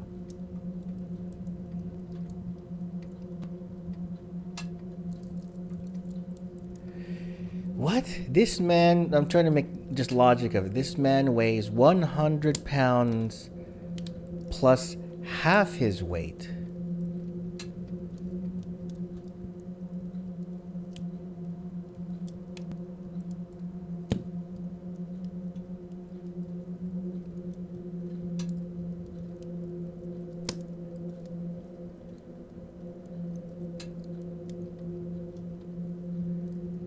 This man weighs 100 plus half his weight. That doesn't make any sense. If he weighs 200 pounds, half of his weight is 100 pounds. 100 pounds.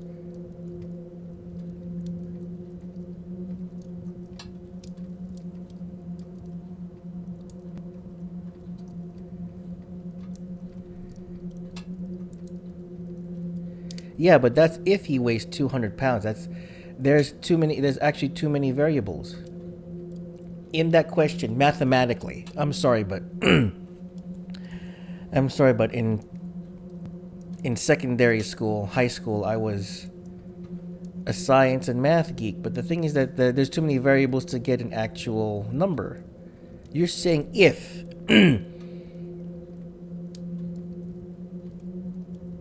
he weighs 100 plus half his weight.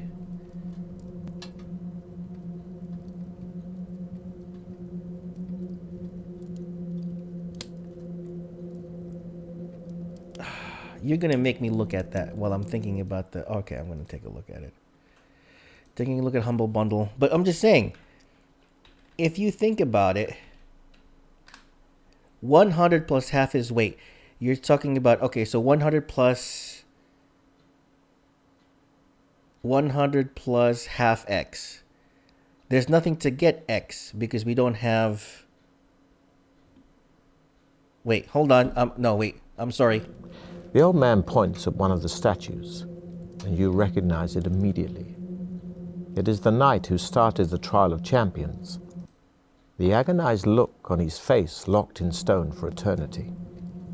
The old man smiles, saying, This man weighs 100 pounds plus half his weight.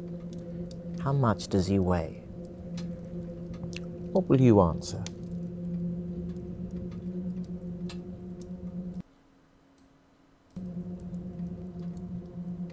Wait, what? Yeah, see? This man weighs 100 plus half.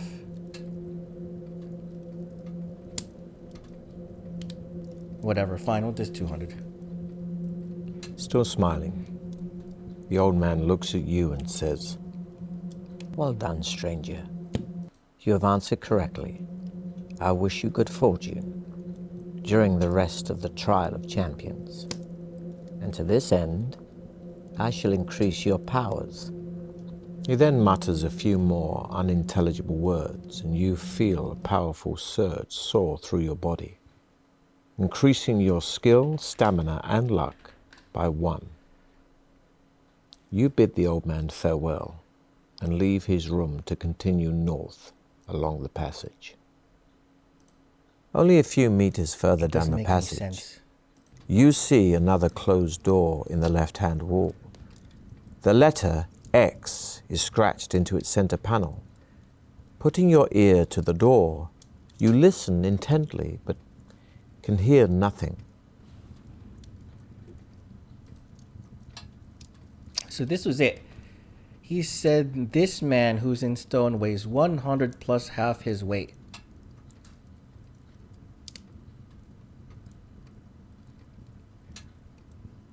I don't get it. I don't get it. Whatever. Not unless there's something I missed because I'm not reading the books in the sense of that. I don't know. Whatever. See, the thing is, Bill Better said if he weighs 200 pounds, half his weight is 100 pounds. 100 pounds plus 100 is 200. That's correct, but that's you're saying if. There's one variable there that we never got to get to that algebraic answer. That's The my door opens into a large room. Looking around, you see an alcove in the west wall. In the middle of the room, sitting in the chair, is the skeleton of an armed warrior, possibly a contestant from years gone by. The skeletal fingers of its right hand grip a crumpled parchment. thing. Oh.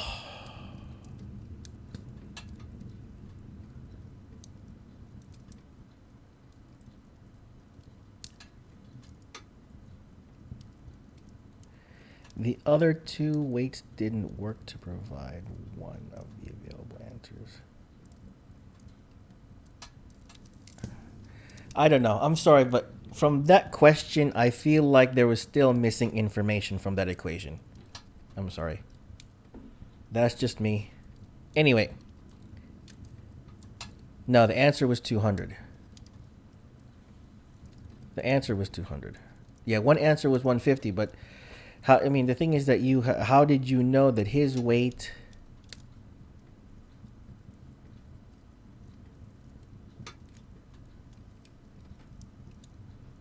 No, never mind. You know what? I think it's because.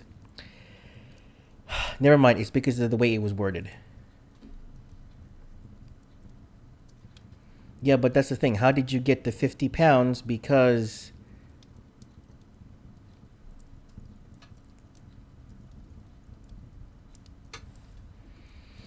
So you mean logically? Logically, you could have done it because of the multiple choice and the multiple choice. Fine, I get that.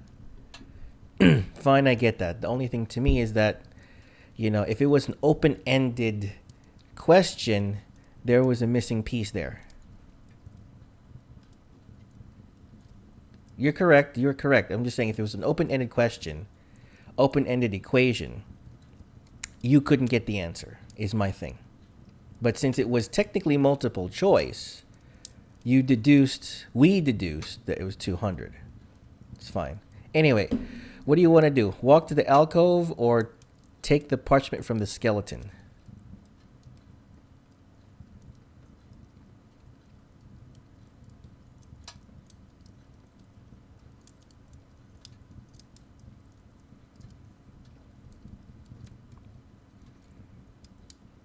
Oh, jeez. I should adjust that because you can't really see your chat like that. I thought the chat was colored. I keep forgetting. Nope.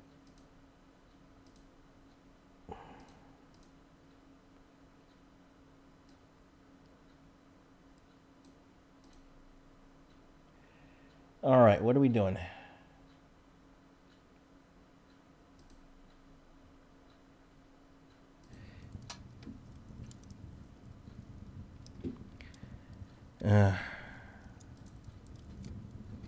Touching the parchment has precisely the effect you had feared.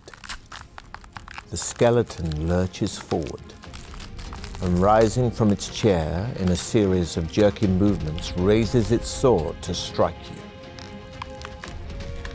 Lunging sideways, you draw your sword to defend yourself.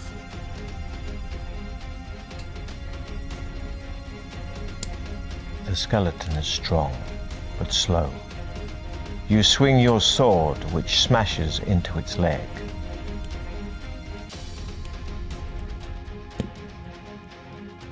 You dodge to the side as the warrior swings its sword. You kick out, knocking its legs out from under it.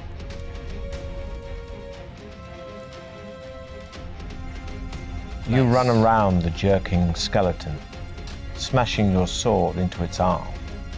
Once again, you reach for the parchment, only this time lying amidst a pile of broken bones. Unfolding it, you see a map of a room with a drawing of a hideous creature inside it.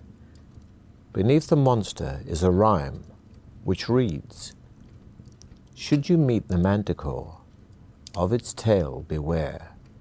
Shield yourself against the spikes flying through the air." You fold up the piece of parchment and put it in your backpack, repeating the rhyme over and over to yourself. You walk across to the alcove. At the back of the alcove are some steps leading down into a cellar.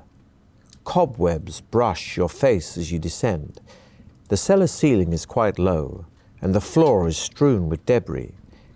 In the middle of the wall opposite you is an archway, which leads into another crystal-lit tunnel. There are large mushrooms growing on the debris to your right. Shrooms.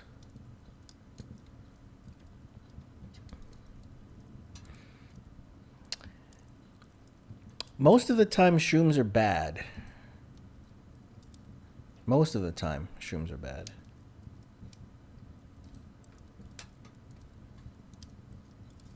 Right?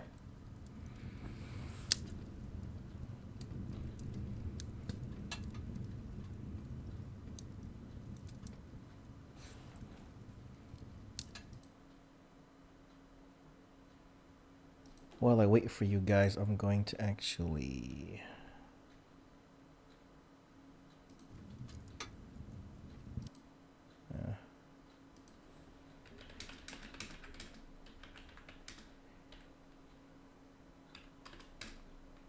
crap.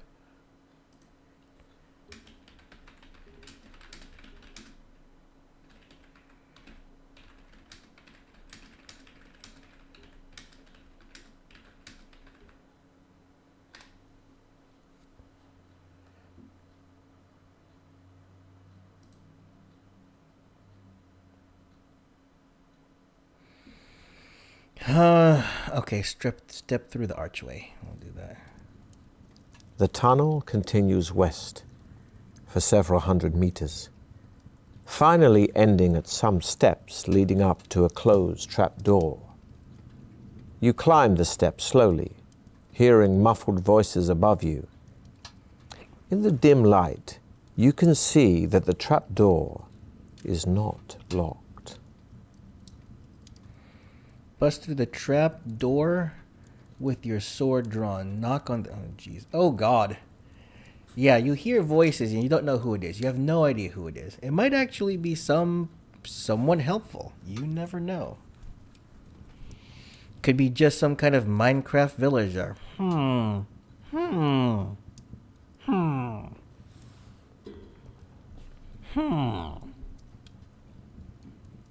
What do you guys think?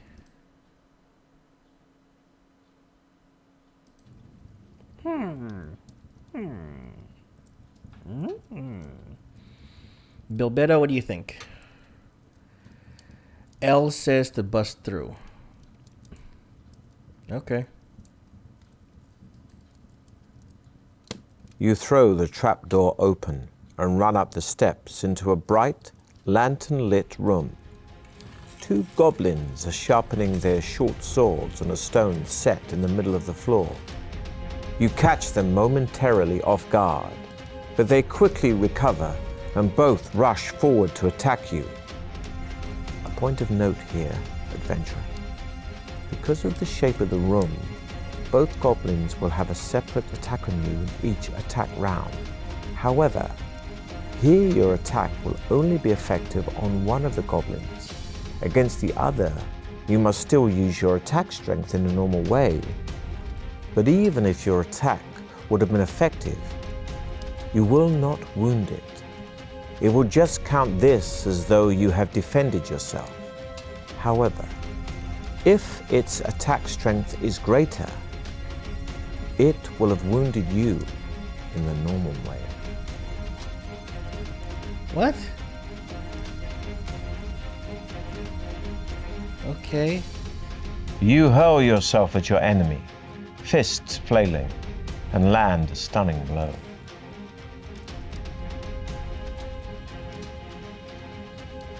You both swing for each other, and in the confusion, both miss.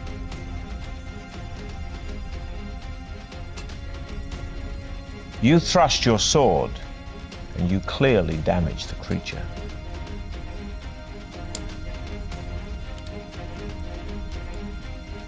You lunge at the creature's stomach with your sword drawn, but the creature whips around, parrying your blow. Oh, so like Neither of you are harmed. All right, so every other attack counts.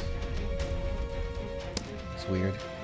Your enemy is strong, but slow, and screams in pain as your sword sinks into his leg.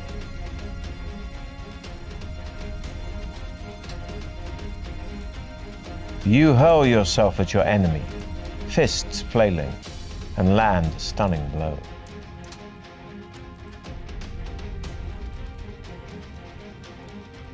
You thrust your sword, and you clearly damage the creature.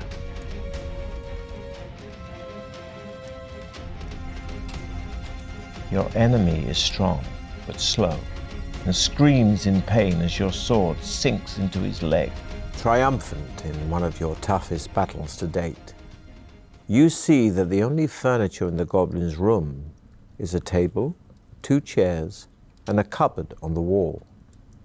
There are 2 closed doors, one in the west wall and the other in the north wall.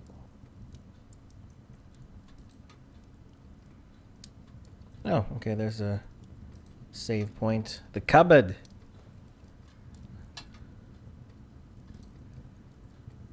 The cupboard contains a wooden mallet and 10 iron spikes, which you put in your backpack while wondering which door to open.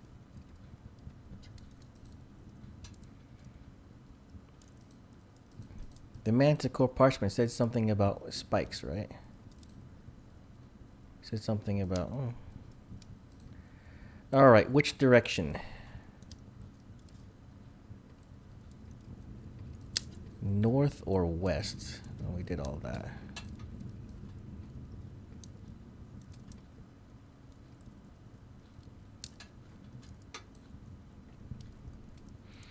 Which way do we go, George? Which way do we go?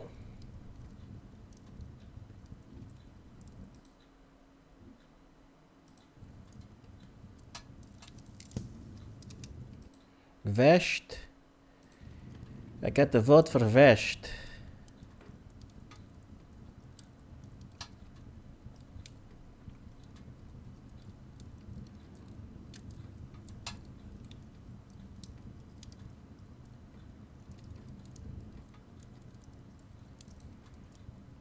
The door opens into another tunnel.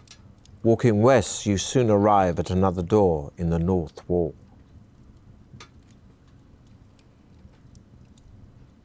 What? Ooh, okay, so we have a branch. We're branching off again. We are branching off again.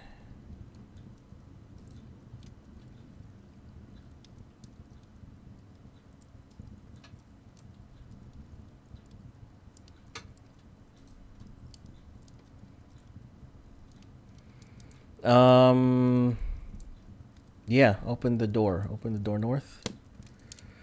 The door. The door opens into a small room in which there is a human skull Ooh, more jewels. with jeweled eyes resting on the top of a marble plinth.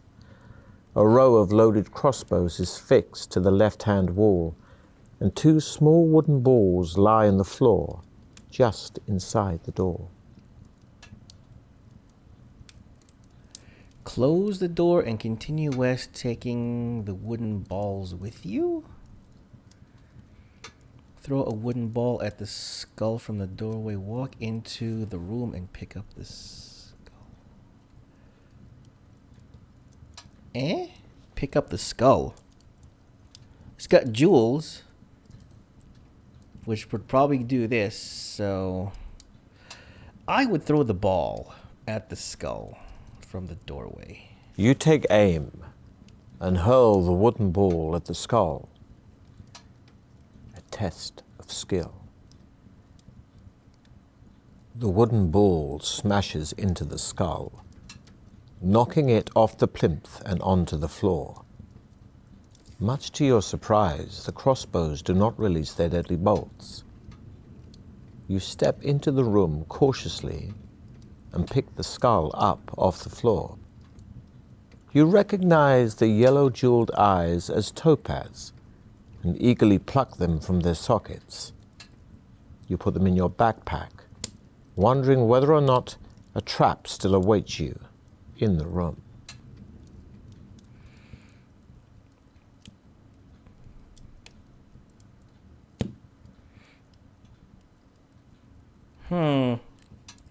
Wow, this is good. Look at that. Replace the skull. So do we do it? So do we do an Indiana Jones?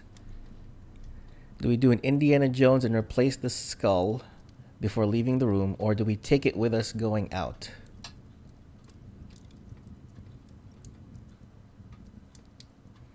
Bilbetto, what do you think?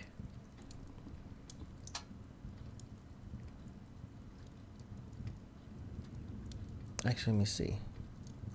Save point is all the way out here. So we can kind of... yeah, I guess we could do that.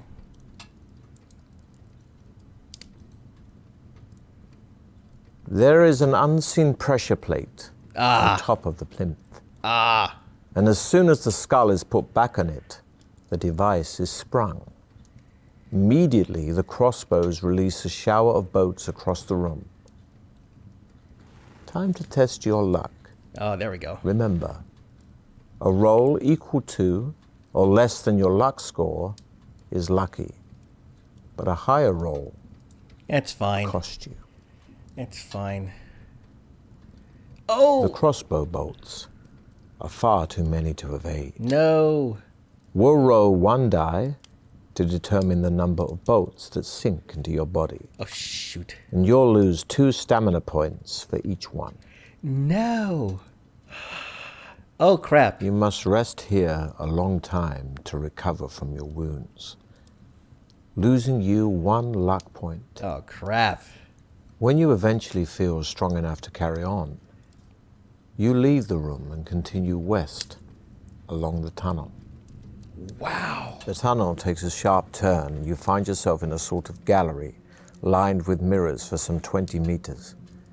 A human skeleton appears to be pulled halfway through the mirror along the right-hand wall. Suddenly, a grotesque being with 4 arms and 4 screaming faces emerges from the mirror, barring your way ahead.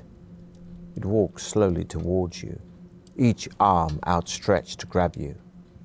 It is That's a a cool mirror picture. demon from another dimensional plane, come to take your spirit.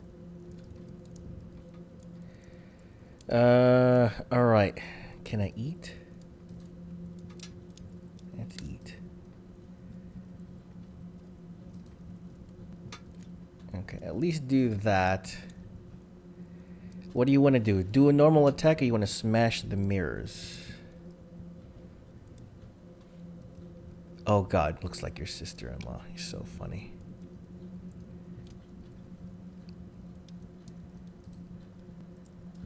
You swing your sword against the mirror with all your might. To no Conan. effect. Oh, The man. mirror does not break, Oh. and the mirror demon keeps advancing.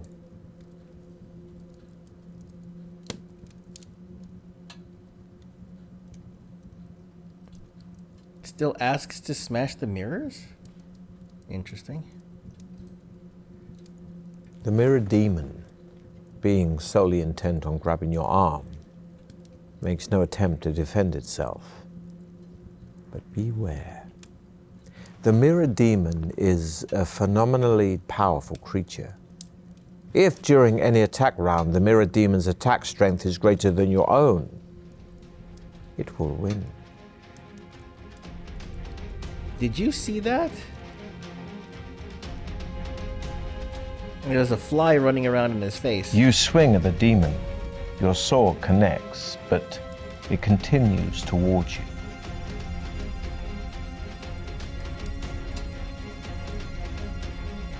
You thrust your sword and you clearly damage the creature, but it still advances.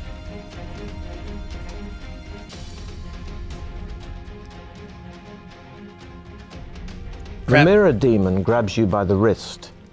Immediately it starts to pull you towards the mirror. Its strength is incredible, and despite all your efforts, you cannot prevent it from pulling you relentlessly towards the mirror. When it touches the mirror, it seems to disappear straight through it. With horror, you see your own arm disappear, followed by the rest of your body. You are now in a mirror world of another dimension, from which you can never return. Your adventure ends here. That's funny. Alright, so this is... Wow. The tunnel continues west. Oh, we're gonna go through the goblins again. I want to see about knocking on the trapdoor. You hear footsteps and suddenly the trapdoor is thrown back. For a few seconds you are completely blinded by the bright light from the room above and do not see the goblin thrust in his spear downwards or hear his sadistic laughter as the point pierces your neck. Your adventure ends here. Your adventure ends here.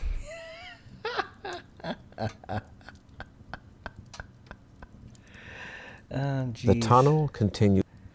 Fine. Burst through the door. You throw the trap. I'm gonna go ahead and attack the goblins. Your enemy is strong, but slow, and screams in pain as your sword sinks this is into where it his keeps leg. doing the thing. Okay. I'm gonna let it do the attack. You both swing for each other, and in the confusion, both miss.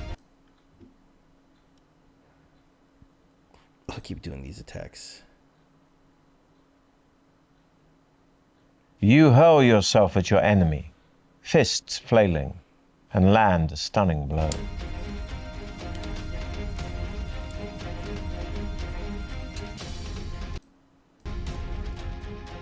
You lunge at the creature's stomach with your sword drawn, but the creature whips around, parrying your blow.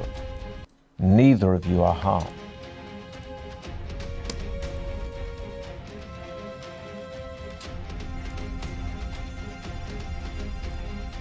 You thrust your sword, and you clearly damage the creature.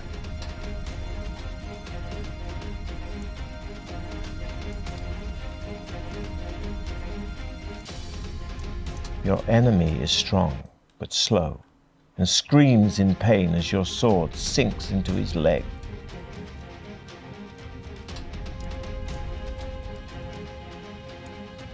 You hurl yourself at your enemy, fists flailing, and land a stunning blow.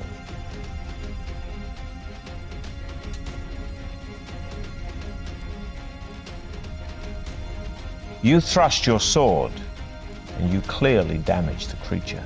Triumphant in one of your toughest battles to date, you see that the only furniture in the goblin's room is a table, 2 chairs, and a cupboard on the wall. There are two closed doors, one in the west wall and the other in the north wall. The cupboard contains a wooden mallet and 10 iron spikes, which you put in your backpack while wondering which door to open. Which way did we go? We went west. I think I'll go... I'm going north this time. The door opens into another tunnel, which rises gently into the distance. After walking uphill for a while, the tunnel levels out, and you soon arrive at a door in the right-hand wall, to which a withered hand is nailed. Wait, what?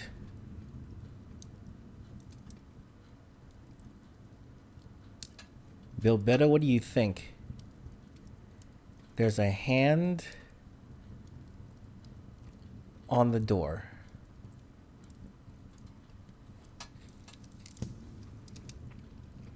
I feel like we're gonna try every door. I don't know.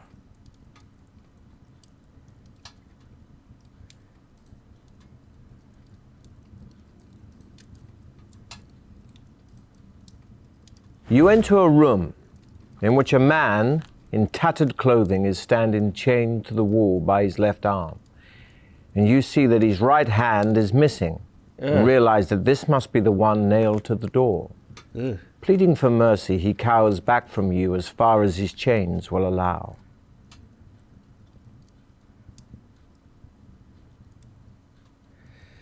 Oh boy. I feel like this is one of those deals from from House of Hell where that you try to help somebody and they backstab you.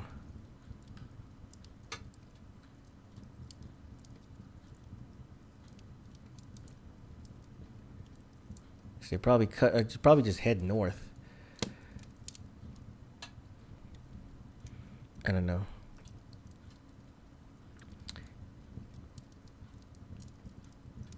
Yeah, true. Oh yeah, that's the one thing I keep forgetting to ask you, Bob. Bob, do you still have... Because I don't remember if I still have it and I couldn't find it here in Vegas. Do you still have the collection of Munchkin cards? Did I leave it with you? If you do, it's fine. I mean, they're cheap. I can always buy another set.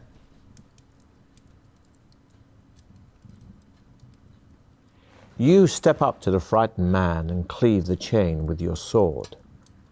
He drops to his knees and bows, thanking you over and over again. He tells you that 4 years ago, he entered the Trial of Champions but failed. He fell down a pit and had to be rescued by a trial master, one of Baron Sukhumvit's dungeon administrators. Dungeon masters. He was offered a choice between death or servitude in Deathtrap Dungeon as the trial master's minion. Choosing the latter, he worked like a slave until he could stand it no longer and tried to escape. All right. Alas, he was unsuccessful and was captured by the trial master's wandering orc guards. To teach him a lesson, they cut off his hand and condemned him to a year's imprisonment in this cell. You ask him whether he has any information that might be of use to you. He scratches his head. Well, I haven't exactly done very well in here myself, but I do know that you need to collect gems and precious stones if you hope to get out. I don't know why, but there it is. Without another word, the ragged prisoner dashes out of the room, turning left into the tunnel. You decide to keep heading north and turn right. There is an open pipe in the right-hand wall, about 1 meter in diameter. It is too dark to see far down it. You shout into it and hear your voice echoing down the iron pipe until eventually the sound fades away. What? Oh, jeez. So it's kind of like that's the one thing I noticed about these fighting fantasy books. And don't forget, this is only the sixth book out of the whole series. But I mean, this is the sixth. This book actually comes before House of Hell. And with House of Hell, I think we were supposed to go through all those rooms at that level in the beginning to find the key and other things. This seems to be very similar. So it's like, it's kind of funny, is that you really need to replay it and remember your choices and just keep going. Because, with these texts, it doesn't seem to have much of clues in the sense of this looks good, this looks bad. You have no idea. Yeah, the rock grub. But see, now that you said that... The pipe is wet and slimy, but you crawl on into the dank darkness, slithering and sliding as you go. Suddenly your hand touches something hard and square, Ooh. which feels as if it is made of wood. It rattles as you shake it. It's a box. And you decide you must be holding a box.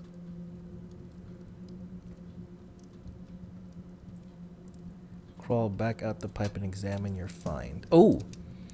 So you keep the box, but do you go back or do you go forward?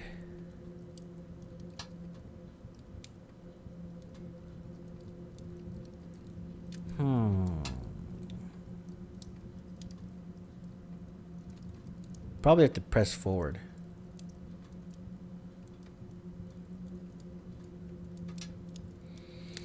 What do you guys think?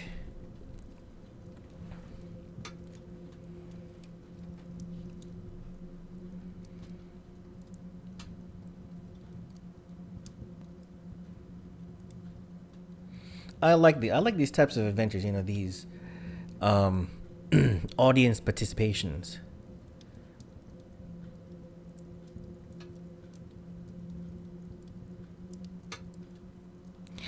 Now, where's the fun in that? Don't forget where I am. The funny thing is, don't forget where I am. I'm in Vegas. And compared to the New York and the New York City that you and I are used to, Bob, Vegas is an adventure. Vegas is really an adventure compared to New York City. I'll tell you that.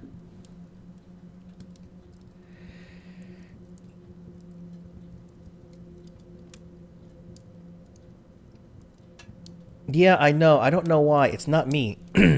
Actually, it was Cap. I think it might be Twitch because Cap was having the same problem with Among Us when he was testing it. So it's definitely not me because I know all my settings are set to no delay. I never have any delay with mine, so it's got to be Twitch. And I'm not doing restream or anything. This is all direct. But you guys let me know. Do I go forward or do I go back with the box?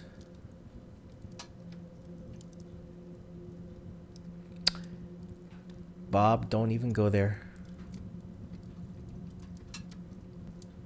Don't even go back and forth with the box. The slimy box. No.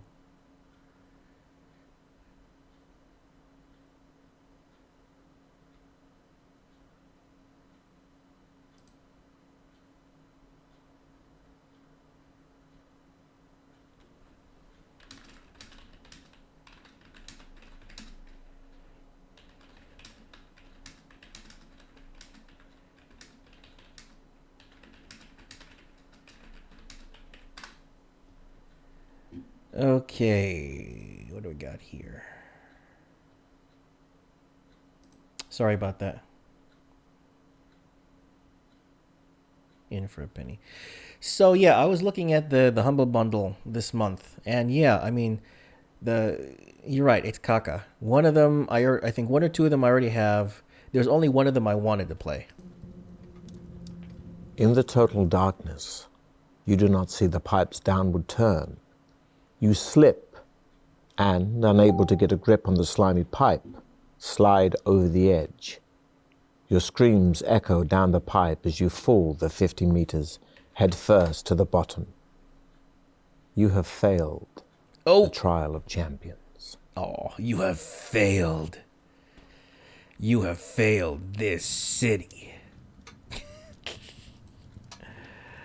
Alright. Where are we again? There is an open pipe in the right-hand wall. Okay, crawl down the pipe.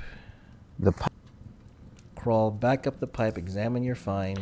Removing the box lid by the light of the tunnel, you find an iron key and a large gem. It is a sapphire. Placing the items carefully in your backpack, you gain 1 luck point and set off north once crap. again. No. There is a new branch in the tunnel. Oh crap, that's right. Over here where, yeah, this was where we found the topaz. So we gotta go back down to get the topaz. We gotta go back and get the topaz. On your left. And ahead you see 2 bodies lying on the floor. Bodies. You stop and peer down the new tunnel. But seeing no doors or creatures, you decide against walking down it.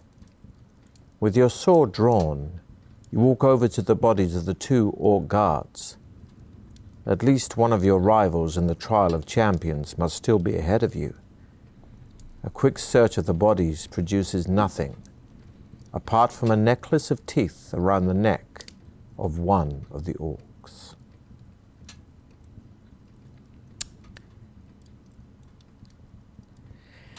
Do I wear the necklace? The necklace might be cursed. You think the necklace is cursed?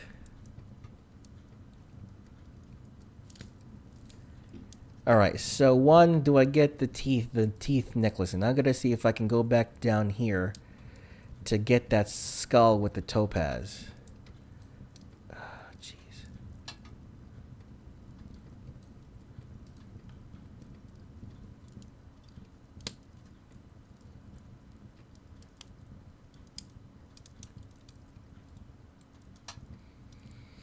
I think it's cursed, but go ahead, take it. Bilbetto is definitely a Mahula. Bilbetto is definitely a Mahula. Jeez. The necklace is an amulet of strength, Aha! which adds 1 skill point and 1 stamina point. Pleased with your find, you continue your quest north. The tunnel soon ends at a junction. Standing there alone and wondering which way to go is one of your rivals. It is one of the barbarians. You call out to him, but at first he does not answer. He merely stares at you coldly, his hands firmly gripping his axe. You walk up to him and ask which way he is heading.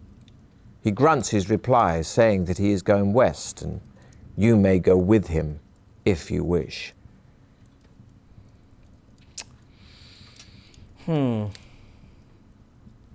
So, this will be interesting if they wrote into the game, into the book, that it's one of those deals where that, you know, let's team up and then we'll fight each other at the end if we make it out together. You know? Do we go with do we try to befriend Conan?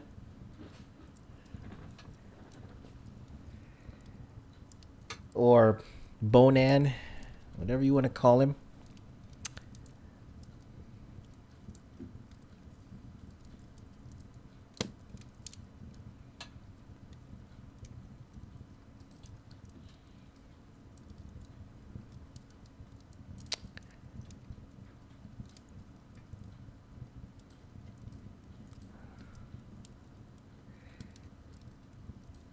I feel like I want to go west and go back down to get those topaz. Yeah, I want to go west anyway. Although you are slightly uneasy in each other's company, knowing that there can only be one winner in the trial of champions, you are both content to share in the benefits of a temporary alliance. and you begin to tell each other of your exploits so far, of the monsters and traps encountered and the dangers overcome. Oh, you're bonding. Walking along, you soon come to the edge of a wide pit. It is too deep and dark to see to the bottom. The barbarian suggests he lowers you to the bottom with his rope, saying he has a torch which he can light for you to use. No, he wants to leave you in the pit. He wants to stab you in the back, leave you in the pit. Suggests that you both jump over the pit instead. Offer to lower him down if he is so eager to investigate the pit. Accept the barbarian's offer. Huh.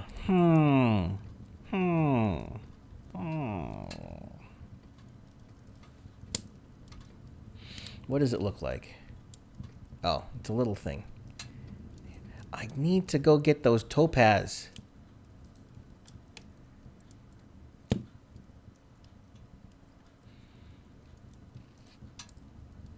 The barbarian reluctantly agrees to your alternative suggestion. You both step back and take running jumps over the pit, landing safely on the other side.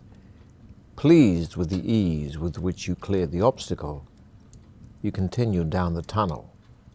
The barbarian, now a little reckless, fails to see a raised floor stone, which tilts forward as he stumbles over it, releasing a huge boulder loosely set in the ceiling. The rock crashes down on top of the barbarian, knocking him to the floor, crushing his skull. Oh, dang. You must now continue your quest alone. Feeling sorry for the loss of your new companion, you carry on down the tunnel. Suddenly you see daylight. You run towards the most beautiful sight you have seen for a long time and emerge, expecting to see the welcoming sight of cheering people. But there is no hero's welcome from the people all around you. They are dead. You are standing in a cold chamber littered with armored skeletons and bodies. The exit to victory was just an illusion. Only the corpses of the past adventures are real. Utterly dejected, you walk back towards the tunnel, but hit an invisible barrier. You, like the adventurers tricked before you, are trapped in this ghoulish place and destined to end your days in the chamber of the dead. That's it?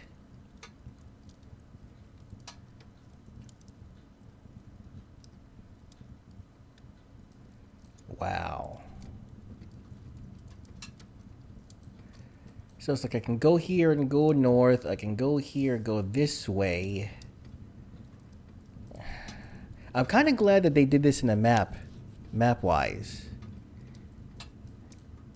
Yeah.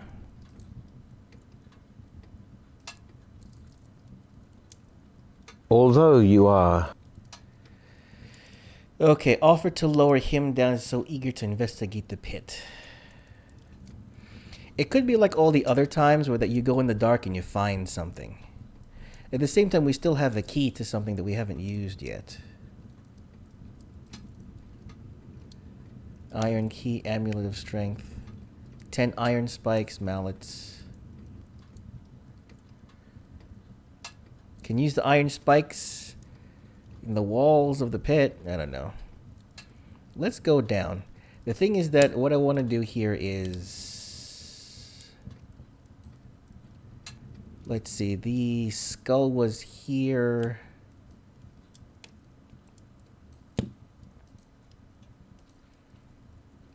And then the sapphires. Where was the sapphire again? I don't even remember now. Sapphire was in the box with the key. I forget now. Oh, whatever. I'm going to accept the barbarian's offer. You tie the rope around your waist and take hold of the lighted torch given to you by Throm, as your barbarian ally calls himself.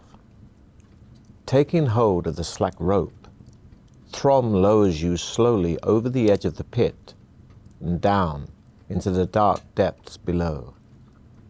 You can see by the light of the torch that the sides of the pit are extremely smooth. You drop about 20 meters before hitting the bottom of the pit. There, you see another tunnel heading north, and you call up to Throm and tell him of your discovery. He calls back, saying that he is going to tie the rope around a protruding rock on the edge of the pit and will come down and join you. He falls. You hear him climbing down, and soon you are together again. Throm retrieves his rope by shaking it off the rock, and you set off north along the new tunnel. On a stone ledge in the tunnel wall, you see 2 dusty leather-bound books. Throm grunts his contempt for the written word, urging you to leave the books and hurry on.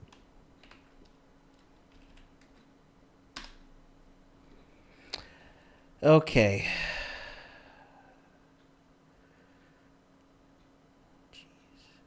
All right, I'm going to take a quick break. It's a quick 1 minute, 2 minute break for a bio. But what do you think? You think I should do the books? I think I want to do one of the books. Red leather book. Is that the Red Shoe Diaries? Red Shoe Diaries?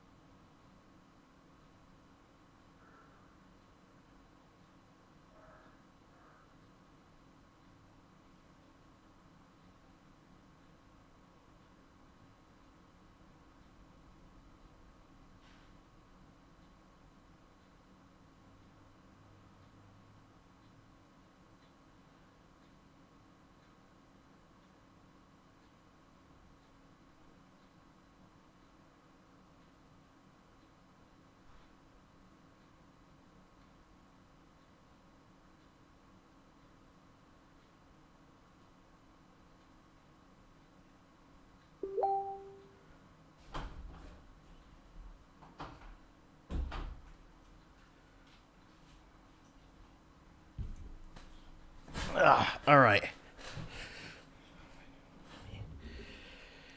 Red for Ruby. Well, let's see. We haven't... That's true. We haven't come across the Ruby yet.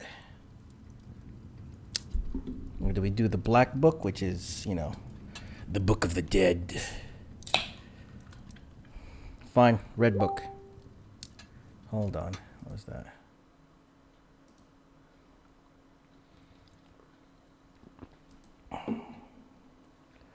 The hell?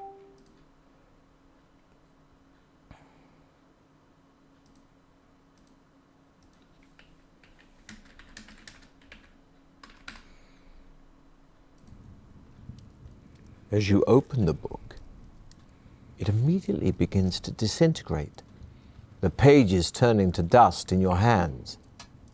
You manage to keep a few fragments and read the handwritten script. The book appears to be about monsters, and from what you can make out, it contains a full description of a monster called the Blood Beast. The Blood Beast. It is a horrific, bloated creature with tough, spiny skin and facial blisters which burst open to become mock eyes, evolved to hide the Blood Beast's only weak spot, the real eyes. The Blood real eyes. beasts usually dwell in pools of fetid slime which give off a poisonous gas so strong that it alone can easily knock people unconscious. The blood beast, although too bulbous to haul itself out of its slime pool, has a long and vicious tongue which it wraps around its victims before it drags them into its pool. As the helpless and still living victim's flesh decomposes in the vile slime, the blood beast will feed on it. You tell Throm about the grotesque blood beast. He merely shrugs his shoulders and tells you to get going. Go open the other book then. The book pages are sealed together, but a small hole has been cut out in the middle of them, just large enough to hold a small corked bottle containing a clear liquid. Oh, cool. You show it to Throm, who holds up his hand, indicating that he does not want you to come anywhere near him with it.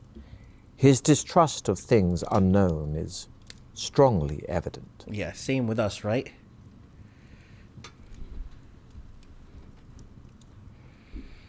Oh my god, let's see this. It's like there. Okay, here's a liquid that I have no idea. Another thing. See, another thing about these books. Here's something. Here's a liquid that I don't know anything about. Let's drink it. Oh, let's just rub it all over us. It's like, what the hell is that? It's not lotion. It's not conditioner. You don't know what the hell it is. My god. Well, let's see. Do we have... Okay, we have a... we have a save. We have a data save. We have a save point that we can go back to. So I'm thinking... You want to rub it? You want to rub it? You want to drink it?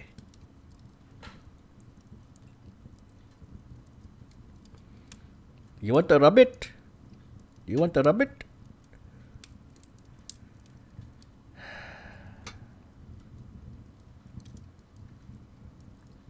One vote for drink.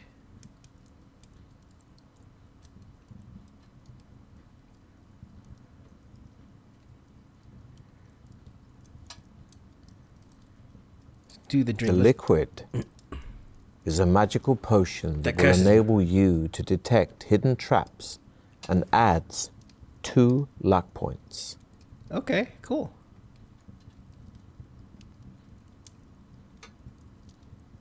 Setting off, you continue your journey north with Throm. The tunnel turns sharply to the right, continuing east for as far as you can see. Throm stops and tells you to halt as well. He turns his head slowly from side to side, listening. I hear footsteps coming down the tunnel towards us, he whispers. Draw your sword. You both crouch down to hide in the shadows, and not a minute too soon. For a moment later, you see the silhouette of 2 armed guards. Throm jumps up and dashes forward, screaming a loud battle cry. They are 2 cave trolls. Cave trolls. Throm attacks the first one with his battle axe, and you run to his aid to attack the second. What am I at? 15? Yeah, that's good. Ooh, that's a...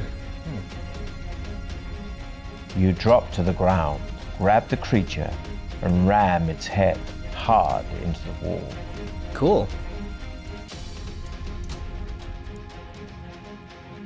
You hurl yourself at your enemy, fists flailing, and land a stunning blow. One more. Nice. You drop to the ground, sweeping away the troll's legs. It howls as its head hits the hard ground. You look to the left and see Throm standing over the cave troll he has slain. Blood is pouring out from a deep cut in his shoulder, but it does not seem to worry him.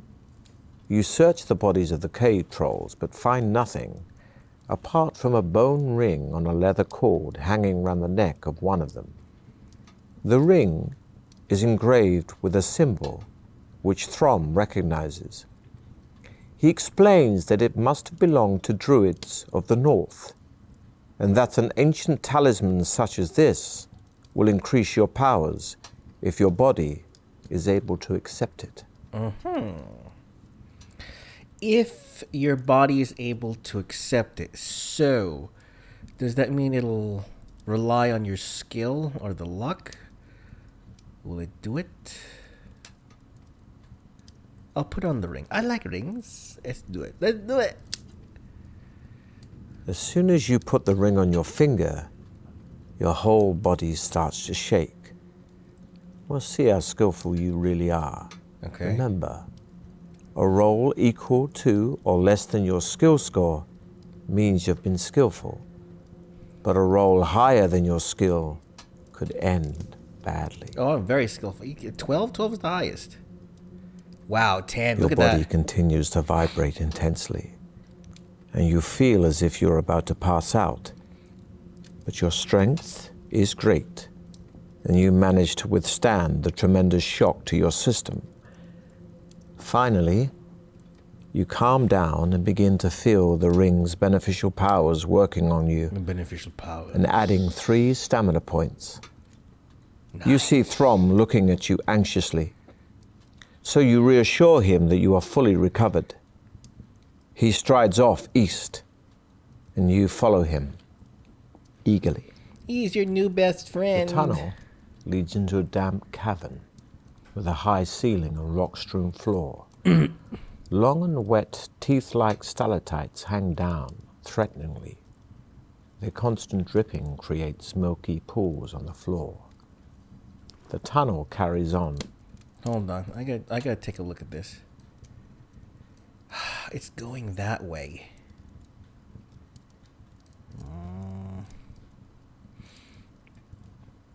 I'm just looking at this map. If I were to look at this map, I would go...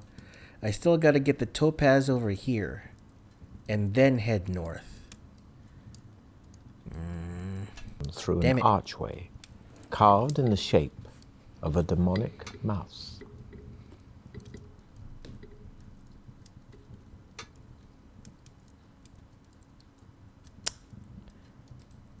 Search the chamber. Might as well search the chamber. You walk around the cavern, but find nothing of interest. Throm calls out behind you, saying that he has found a leather pouch under a pile of rocks. Opening the pouch, he laughs out loud as a tiny mouse runs through his fingers and scurries off into the crevice behind 2 boulders. Suddenly, you hear the sound of cracking rock above you and look up to see stalactites breaking off from the roof. Oh no. Throm's booming laugh, which still echoes through the chamber, has made the stalactites vibrate and break off. Oh jeez, really? You yell at Throm to run through the archway as the stalactites start to crash to the floor. This will be a test of your luck. Oh, Despite the stalactites crashing all around you, you manage to dash through the archway without injury. You look around and see Throm thundering towards you, one arm held over his head for protection. He dashes into the tunnel and leans against the cold wall, panting heavily, apologizing for starting the rockfall, and offers you his hand to shake. You tell Throm that maybe he should use sign language in future, even for laughing. You both smile and head east once more. Sign language is a thing back then over there? The tunnel ends at a large oak door. Throm wastes no time in testing the handle and is somewhat surprised to find the door unlocked. He pushes it open and walks into a torch-lit chamber. Sitting alone on an ornate chair is a dwarf who bids you enter. As you do so, the oak door swings shut behind you. Adventurers, you have done well to get this far, says the dwarf in a deep voice. However, As you both know, there can only be one winner in the Trial of Champions. As Trial Master, it is my duty to Baron Circumvit, to let only the most able continue. Therefore, I must devise a test of wits and strength to eliminate one of you. Oh, really? Please do not attempt to dispose of me. It will be utterly pointless, for, as you can see, there is no obvious way out of this chamber. Hold on. Ah, you went all the way around. Jeez. And only I know where the hidden exit lies. Know if you would care to decide between you who will go first.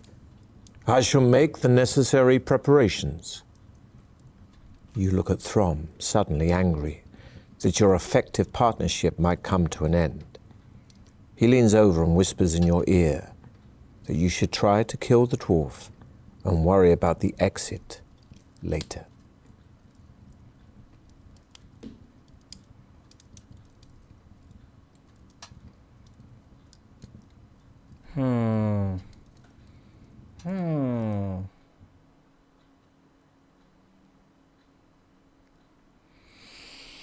Oh my god. All right, what do you think? I feel like you can't defeat the dwarf. I don't think you could defeat the dwarf. That's my feeling.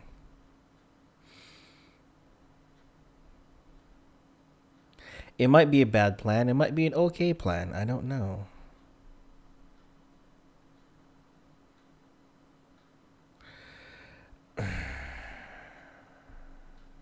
Let's persuade Throm. And then next thing you know, you have to fight him. You tell Throm that there is no point in killing the dwarf, as you will never find your way out of the chamber alone. You argue that an opportunity of tricking the dwarf might arise later, once you have found the exit from the chamber. So you intend to go through with the dwarf's test. You tell the dwarf that you are ready, and he beckons you to follow him, telling Throm to wait for his return. A secret door opens in the chamber wall, and you follow the dwarf into a small circular room. He closes the door behind you and hands you 2 bone dice, telling you to throw them onto the floor. You roll a 6 and a 2, a total of 8.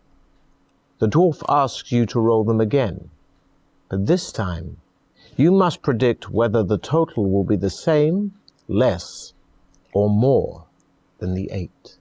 What?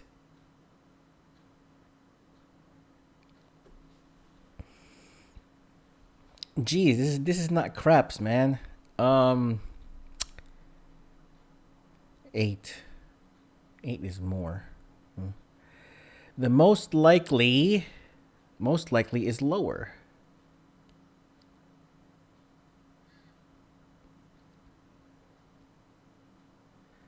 Yeah, with 8, if you say less, guess the same. If you say less than 8, it's more likely.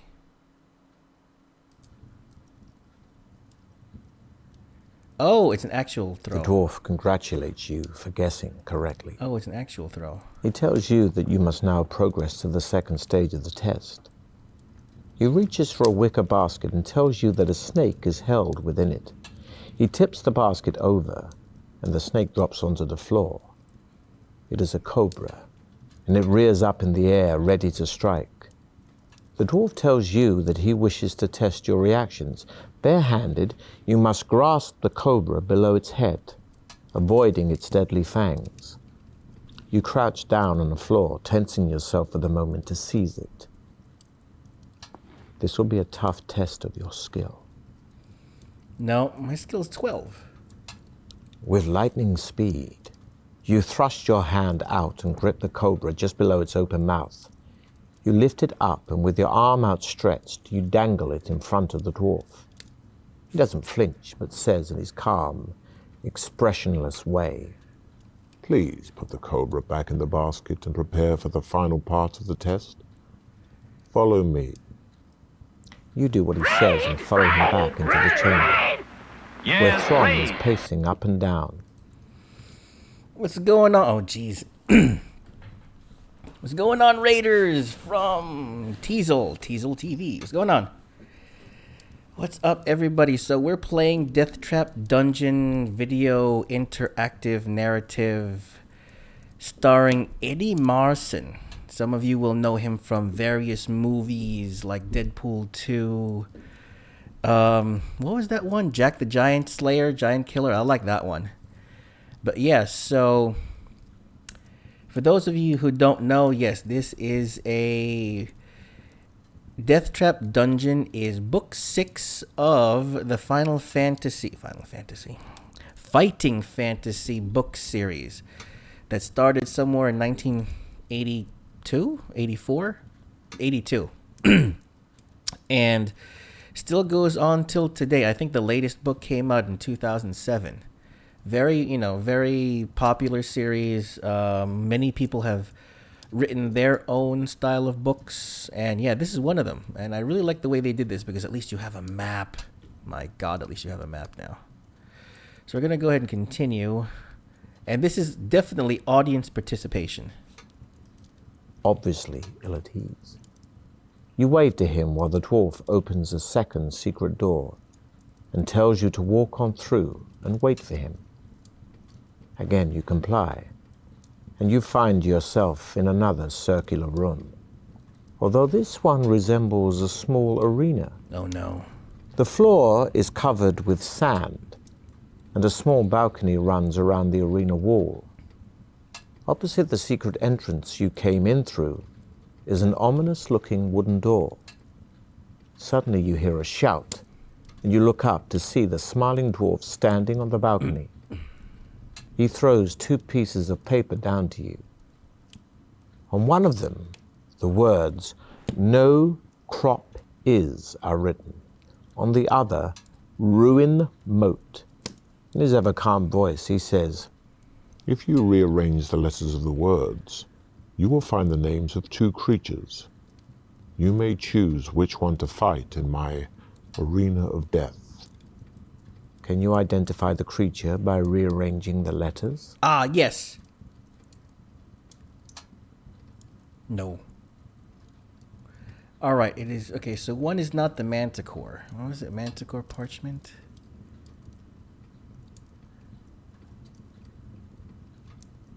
One is not the manticore. What was the other one? The one with the eyes. Oh, crap. I should have written it down.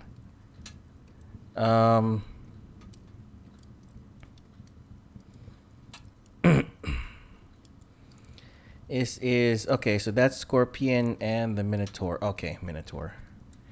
Jeez, you're good, Bilbetto. I couldn't even do that. Oh, crap. So which one do you think? Oh, the Blood Beast. Okay, that was the Blood Beast. Which one do we choose? Which one do we choose? Scorpion, Minotaur. We don't have any clues against them. Mallet and Spike. Jeez, we still have so much crap. We have no idea what to do with. Like the mallet and the spikes. It's like we're gonna nail a coffin.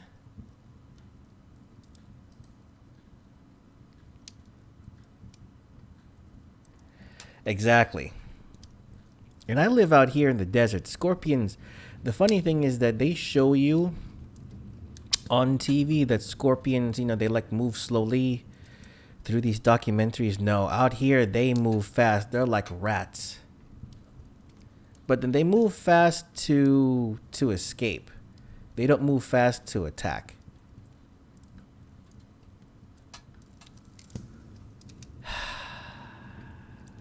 Giant scorpion or minotaur?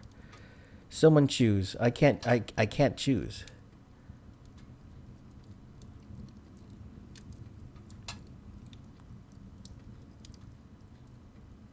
I cannot choose. Choose, but choose wisely. Minotaur? Alright.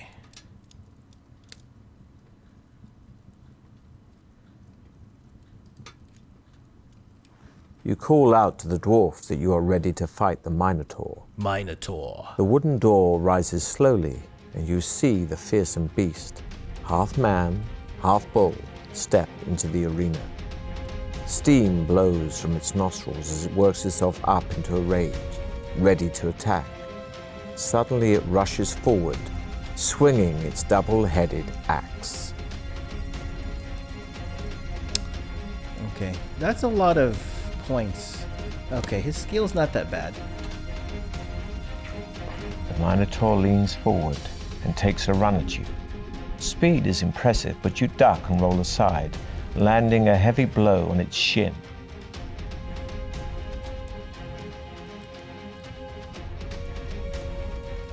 The swinging double-headed axe is a formidable weapon, and you shriek as it sinks into your arm.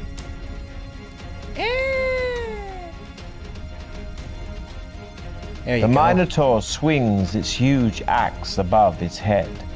You step aside as it smashes into the floor. You're able to land an attack from the side.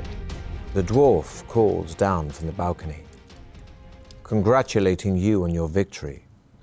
He throws the sack down into the arena and tells you to relax and regain your strength for the final part of the test.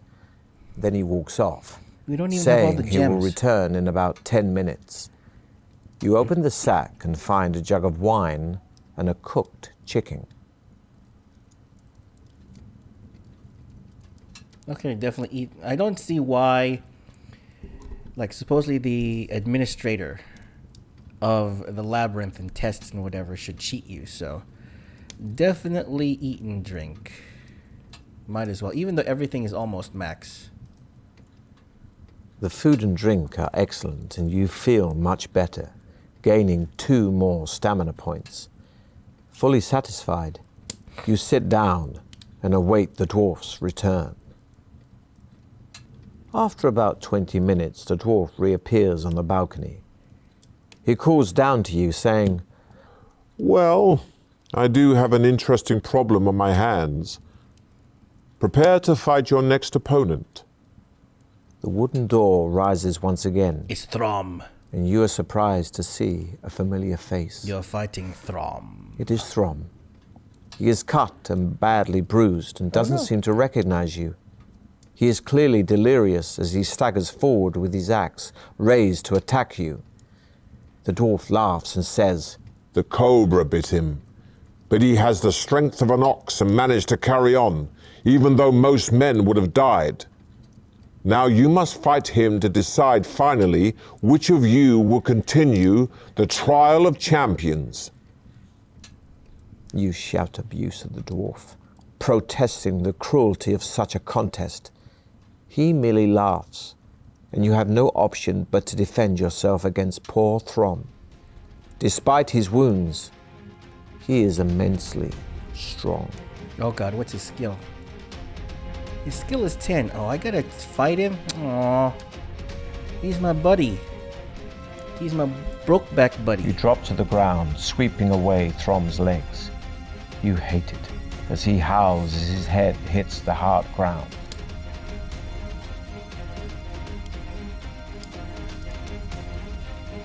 Throm is tall, and you duck, grab him, and ram his head hard into the wall. Aw. But he's my buddy. Okay, he gets You me. hurl yourself at Throm, Oh, no, he fists doesn't. flailing, and land a stunning blow on his chin. Exhausted by your long duel, you fall to your knees as you stare at Throm's still body. A bitter loathing for the dwarf fills your heart. Somehow, you will avenge Throm. Engulfed in your hatred, you do not notice the dwarf enter the arena until he is standing right in front of you, a loaded crossbow aimed at your chest. I know what you are thinking, He says calmly. but remember that only I know the way out of here. Get up. It's time for you to leave. Once on your feet, the dwarf indicates that you should walk ahead of him. Back in the chamber, he crosses over to the northern wall and pushes against one of its stones. A door-like section of the wall swings out, opening into another crystal-lit tunnel. With his crossbow still aimed at your chest, the dwarf smiles, saying, Good luck.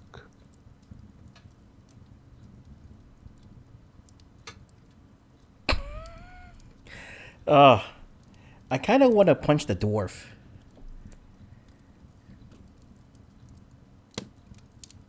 It actually gives you an option to punch the dwarf in the face. Okay, no. Okay, there's a save point there. I'm going to punch the dwarf. The dwarf is expecting your move. Furthermore, you are not as fast as you should be because of your recent ordeal, so he easily evades your punch, saying, I could kill you now if I wished, but I yearn for a hand-to-hand fight. Then he throws down his crossbow and draws an axe from his belt. Despite your fatigue, you think only of vengeance. Because of your condition, you must reduce your skill by 2 for the duration of the battle. Ooh, there's a battle? Oh, I actually have to battle him. Ooh, that's not bad. You lunge at the dwarf's stomach with your sword drawn. It tries to move, but you land a painful blow.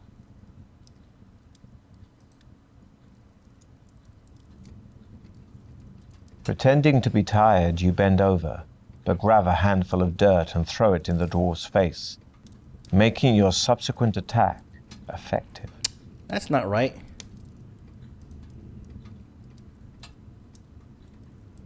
The dwarf runs at you, but you twist aside as your sword lands home. The now dead dwarf's chainmail coat is of the finest quality iron, obviously made by a master armorer.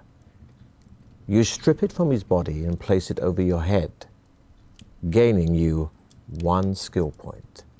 I'm already at max. There is nothing else of use to you in the chamber, so you decide to investigate the new tunnel, which soon divides into 2.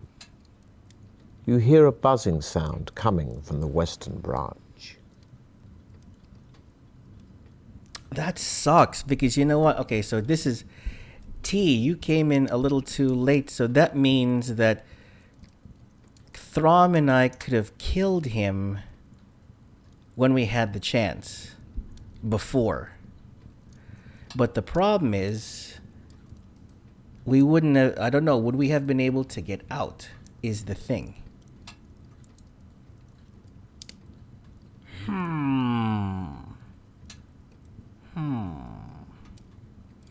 Yeah, because we got trapped in this room with the dwarf, and then if we had killed him, supposedly we wouldn't have found our way out to escape.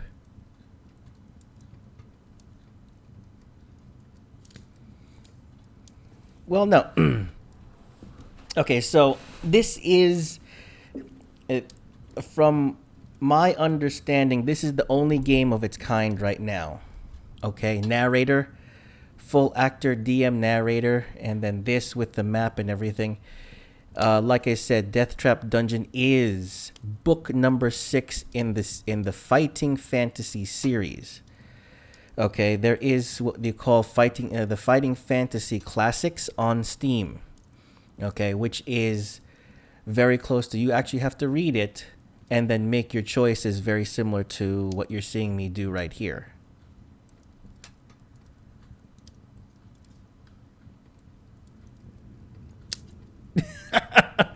I don't know. I mean, like, I didn't know if you would be into like the classic dungeons, and because this is what this is, like the classic D&D tabletop role play stuff. But yeah, this is it. Like I said, I shared in your Discord the link to the PDFs of the original books, so you can actually play the original books if you wanted to. Where am I here? North or west? Oh, I need to go west and go down to get to come back down here and get the topaz. Oh my god. This game would last me days. Literally. Oh my god. Alright.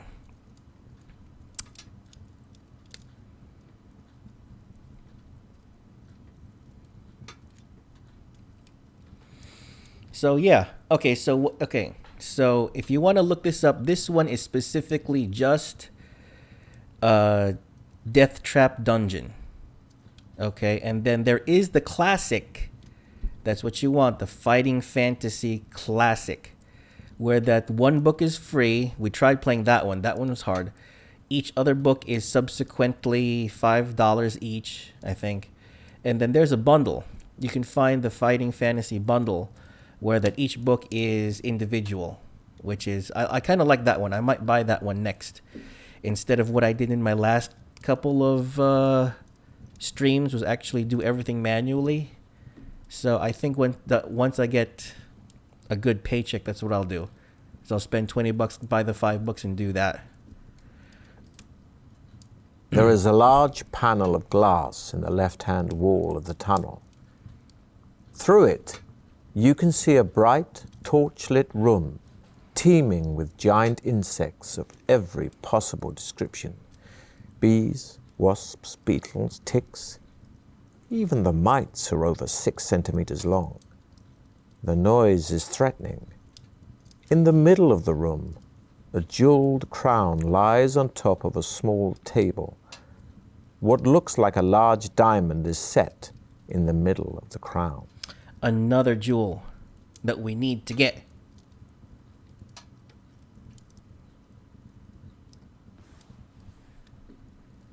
It's another jewel we need to get. Still don't know what the blood red ruby orb is. I'll bet you. Let's hope for the best. Yeah, hopefully it's going to be a luck or skill point that we have to throw at. That'd be good. You smash the glass with the hilt of your sword, making a hole big enough to climb through. Immediately, the giant insects start swarming and jumping towards you. Wasting no time, you clamber into the room, grabbing one of the lit torches to defend yourself. The fire keeps most of the insects at bay, but by the time you have snatched the crown and climbed back into the corridor, some of them have stung you. Okay.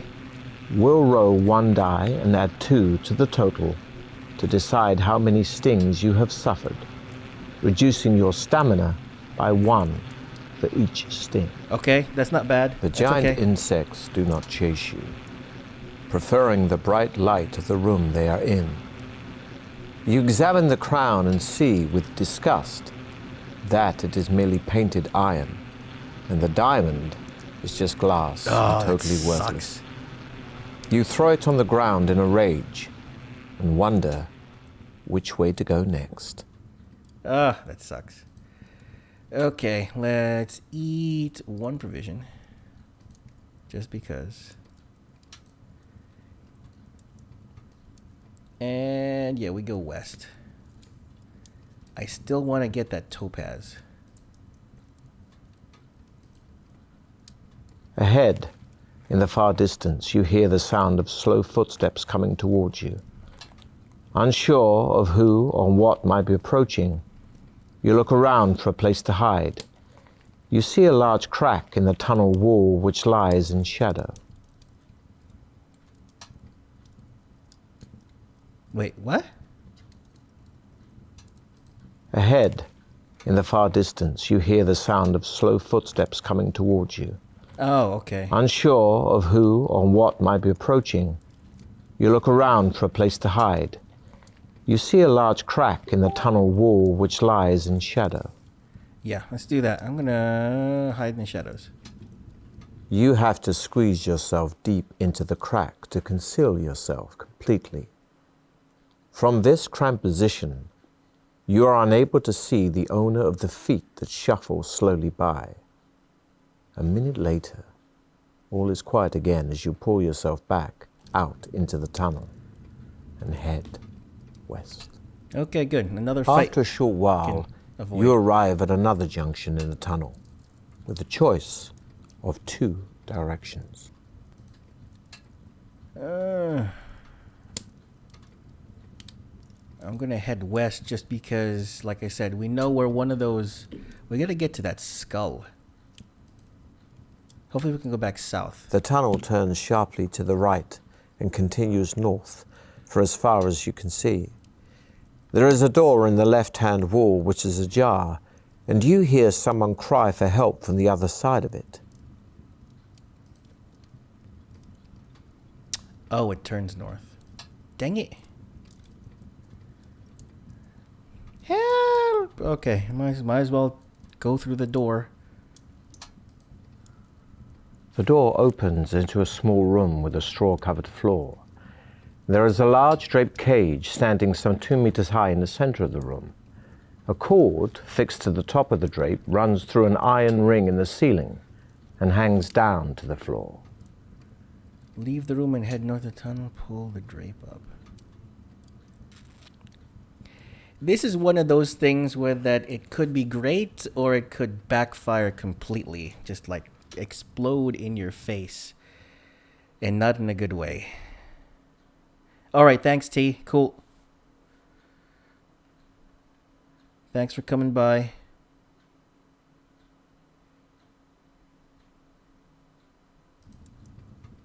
You pull the cord and watch the drape as it rises up the sides of an iron cage. The woman's voice urges you to be quick, telling you that the room is booby-trapped, so that the floor will fall away in 1 minute because of your extra weight.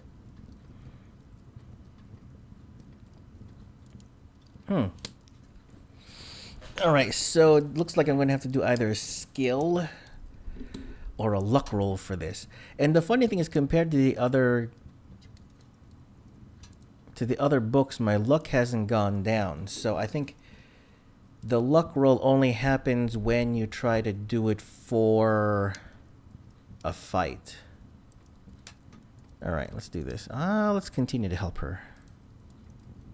The drape rises to the top of the cage, and there, to your horror, you see the face of an aged woman whose hair is a mass of seething snakes. Uh-oh, a Medusa. It is the dreaded Medusa.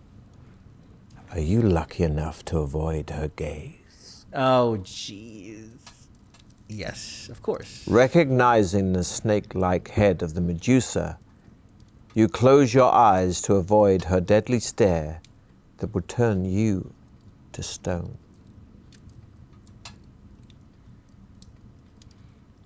Retreat out of the room with your eyes closed to continue north. Enter her cage with your eyes closed to dispose of her with your sword. No, why?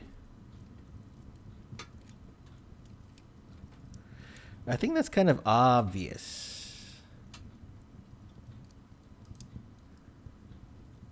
The tunnel continues for quite a distance before you reach a junction. My God, look at that. I'm still... Jeez. Yeah, she might have a jewel on her, but still, I don't know. I wouldn't. It's all about these jewels and everything else and... whatever, I don't know. I'm gonna head west. Ahead, you see that the tunnel turns a corner, beyond which it continues north. Why does everything You want to stop continue before north? the corner, startled by the sound of high-pitched voices, whispering and sniggering.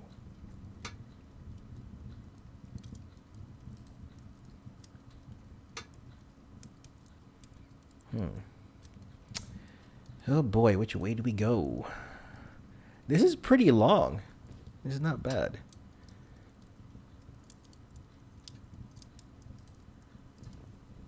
You peep around the corner and see 2 small creatures running away from you.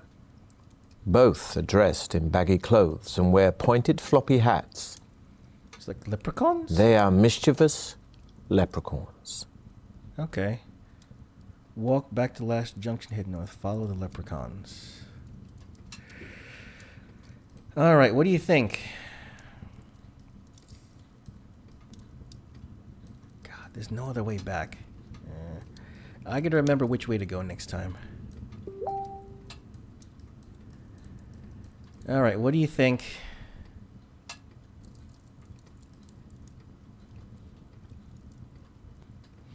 Leprechauns might have a jewel on them, even though they're, you know, mostly about gold.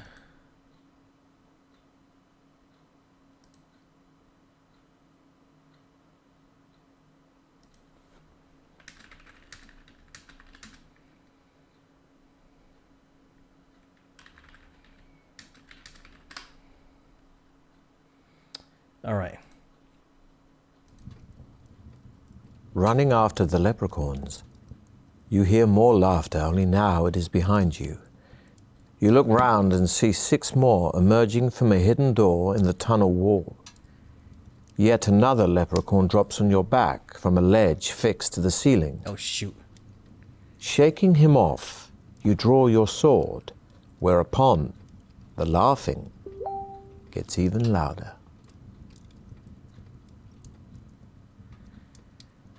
What do you think? Attack? I don't think I should attack them. They haven't exactly hurt me yet. They're just being annoying.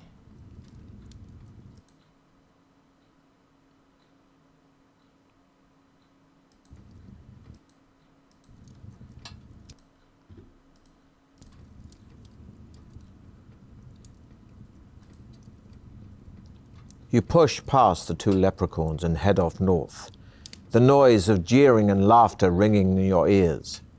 Further up the tunnel, you stop to rest and check your belongings. Oh, crap. Any jewels you had are now gone. Oh, The no! leprechauns that landed on your back stole them from your backpack. You curse the thieving leprechauns and set off north again. The tunnel leads north for some distance before coming to a dead end. The mouth of a chute protrudes from the tunnel's eastern wall. It seems to be the only way out. So you decide to risk it and climb into the chute. You slide gently down and emerge in a new room, landing on your back. As soon as you stand up, you are confronted by the most repulsive sight you have ever laid eyes on. There in front of you, wallowing in a circular pool of fetid slime, is a bulbous creature too horrible to be believed. Its body is green and covered all over with fearsome-looking spikes. That's it, the blood Its beast. face is a mass of crimson blisters, one of which suddenly bursts to reveal yet another of its many sinister, all-seeing eyes. A narrow path runs around the edge of the pool and leads into another tunnel in the far wall. Remembering the description of the vile blood beast and the warning about the toxic gas rising from its pool, you cover your mouth with your sleeve and step forward with your sword drawn, wary of the blood beast's tongue. As you step around the side of the pool, it rolls forward and flicks out its tongue. But you are ready for it and cleave it with one swipe of your sword. The beast howls in pain and stretches forward frantically, trying to clasp you between its blood-filled jaws. You start hacking at its hideous face in an attempt to pierce its real eyes. Oh, okay, regular. The creature turns and whips its tail at you. The fierce spike at the end misses you by millimeters. You jump forward and strike a clean blow into its rear.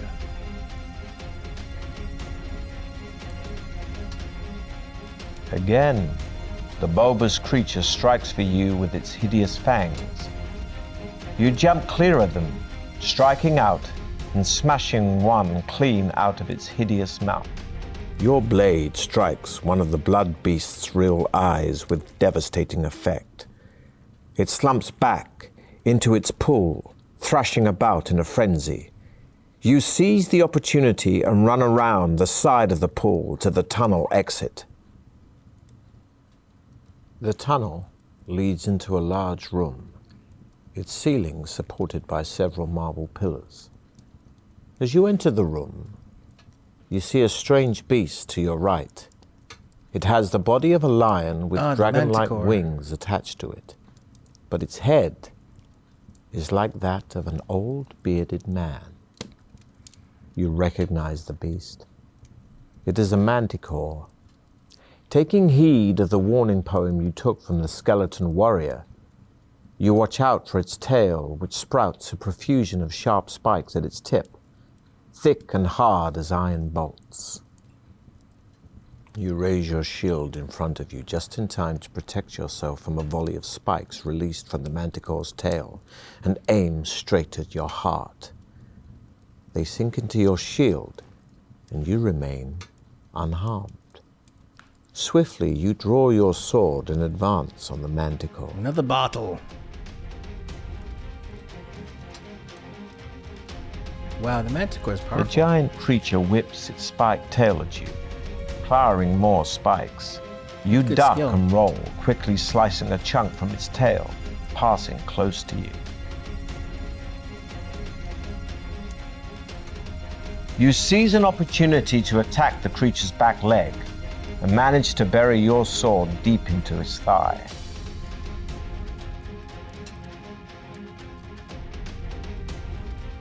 You lunge at the creature's stomach with your sword drawn. It tries to move, but you land a powerful blow. As you are wiping the manticore's blood from your sword, you are surprised to see a small man jump out from behind one of the marble pillars. He is dressed in a tight-fitting green tunic and looks quite harmless, although you are wary of the way he is holding an opaque glass ball with a shimmering green light. Ooh. "Greetings," he says cheerfully. "My name is Igbot, the gnome, and I am the trial master for your final test. Needless to say, my magical powers are great, so you should not try to attack me.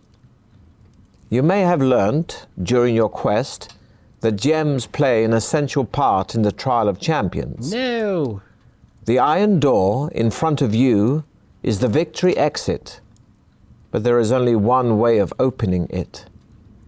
3 gems have to be put into the lock mechanism in crap. the correct order. Each gem radiates a unique energy, which will trigger the mechanism. If you do it correctly, that is. But first, we need the correct gems. First, you will need an emerald." The gnome shakes his head and says, "I am afraid that you have failed the trial of champions. Baron Succumvit's Deathtrap Dungeon will keep its secrets for another year, as you will not be allowed to leave here. You are appointed my servant for the rest of your days to prepare and modify the dungeon for future contestants. Perhaps, in another life, you will succeed." All right. So this is it, huh? What the hell? Okay, so that goes there, that goes. All right, so we have the map. We have the map. So I forgot, oh God, I forgot where everything is. Except for what I think there was one in this pit, one over here. I forgot where they are. Crap. Jeez. I forgot where they are. Alright, so I've been streaming for a while. I'm going to go ahead and cut it off here. Just because. Oh my God. Okay, so that was fun. I really like that. Excuse me, I like that a lot. So what we're gonna do here is we will find someone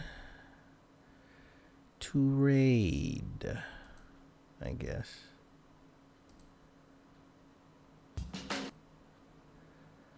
Let's see here. No, no, no, no, no, no, no, no. I only have one real buddy who's streaming right now.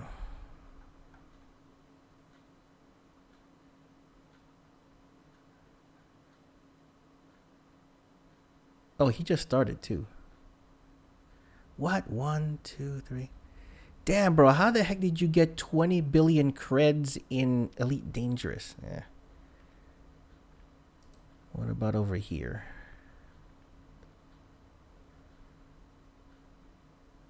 Whoa. All right, never mind.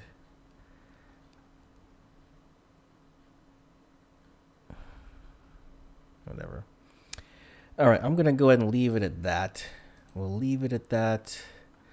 I'm going to go and check the Humble Bundle games we got.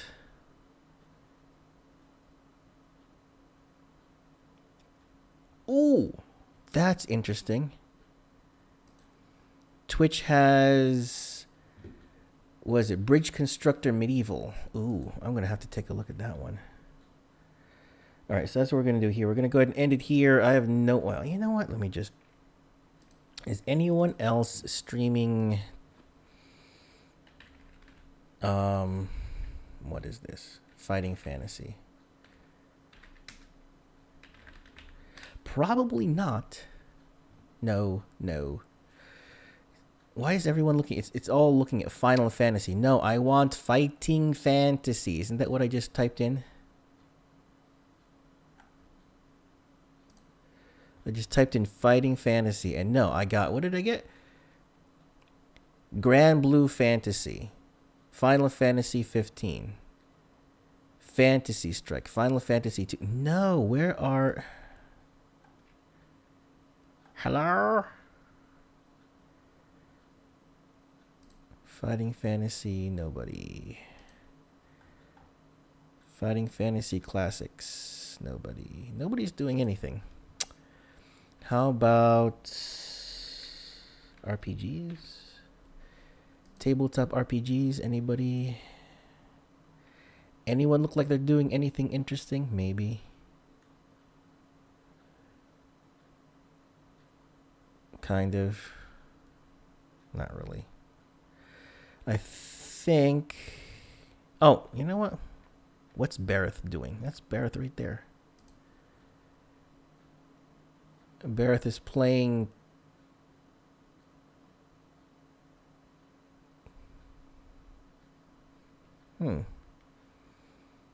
Golf with your friends, kind of.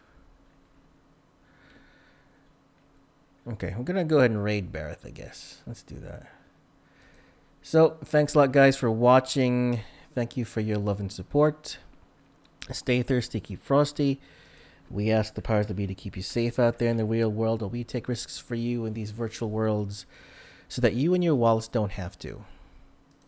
Thanks a lot. Rating in 3, 2, 1. There you go.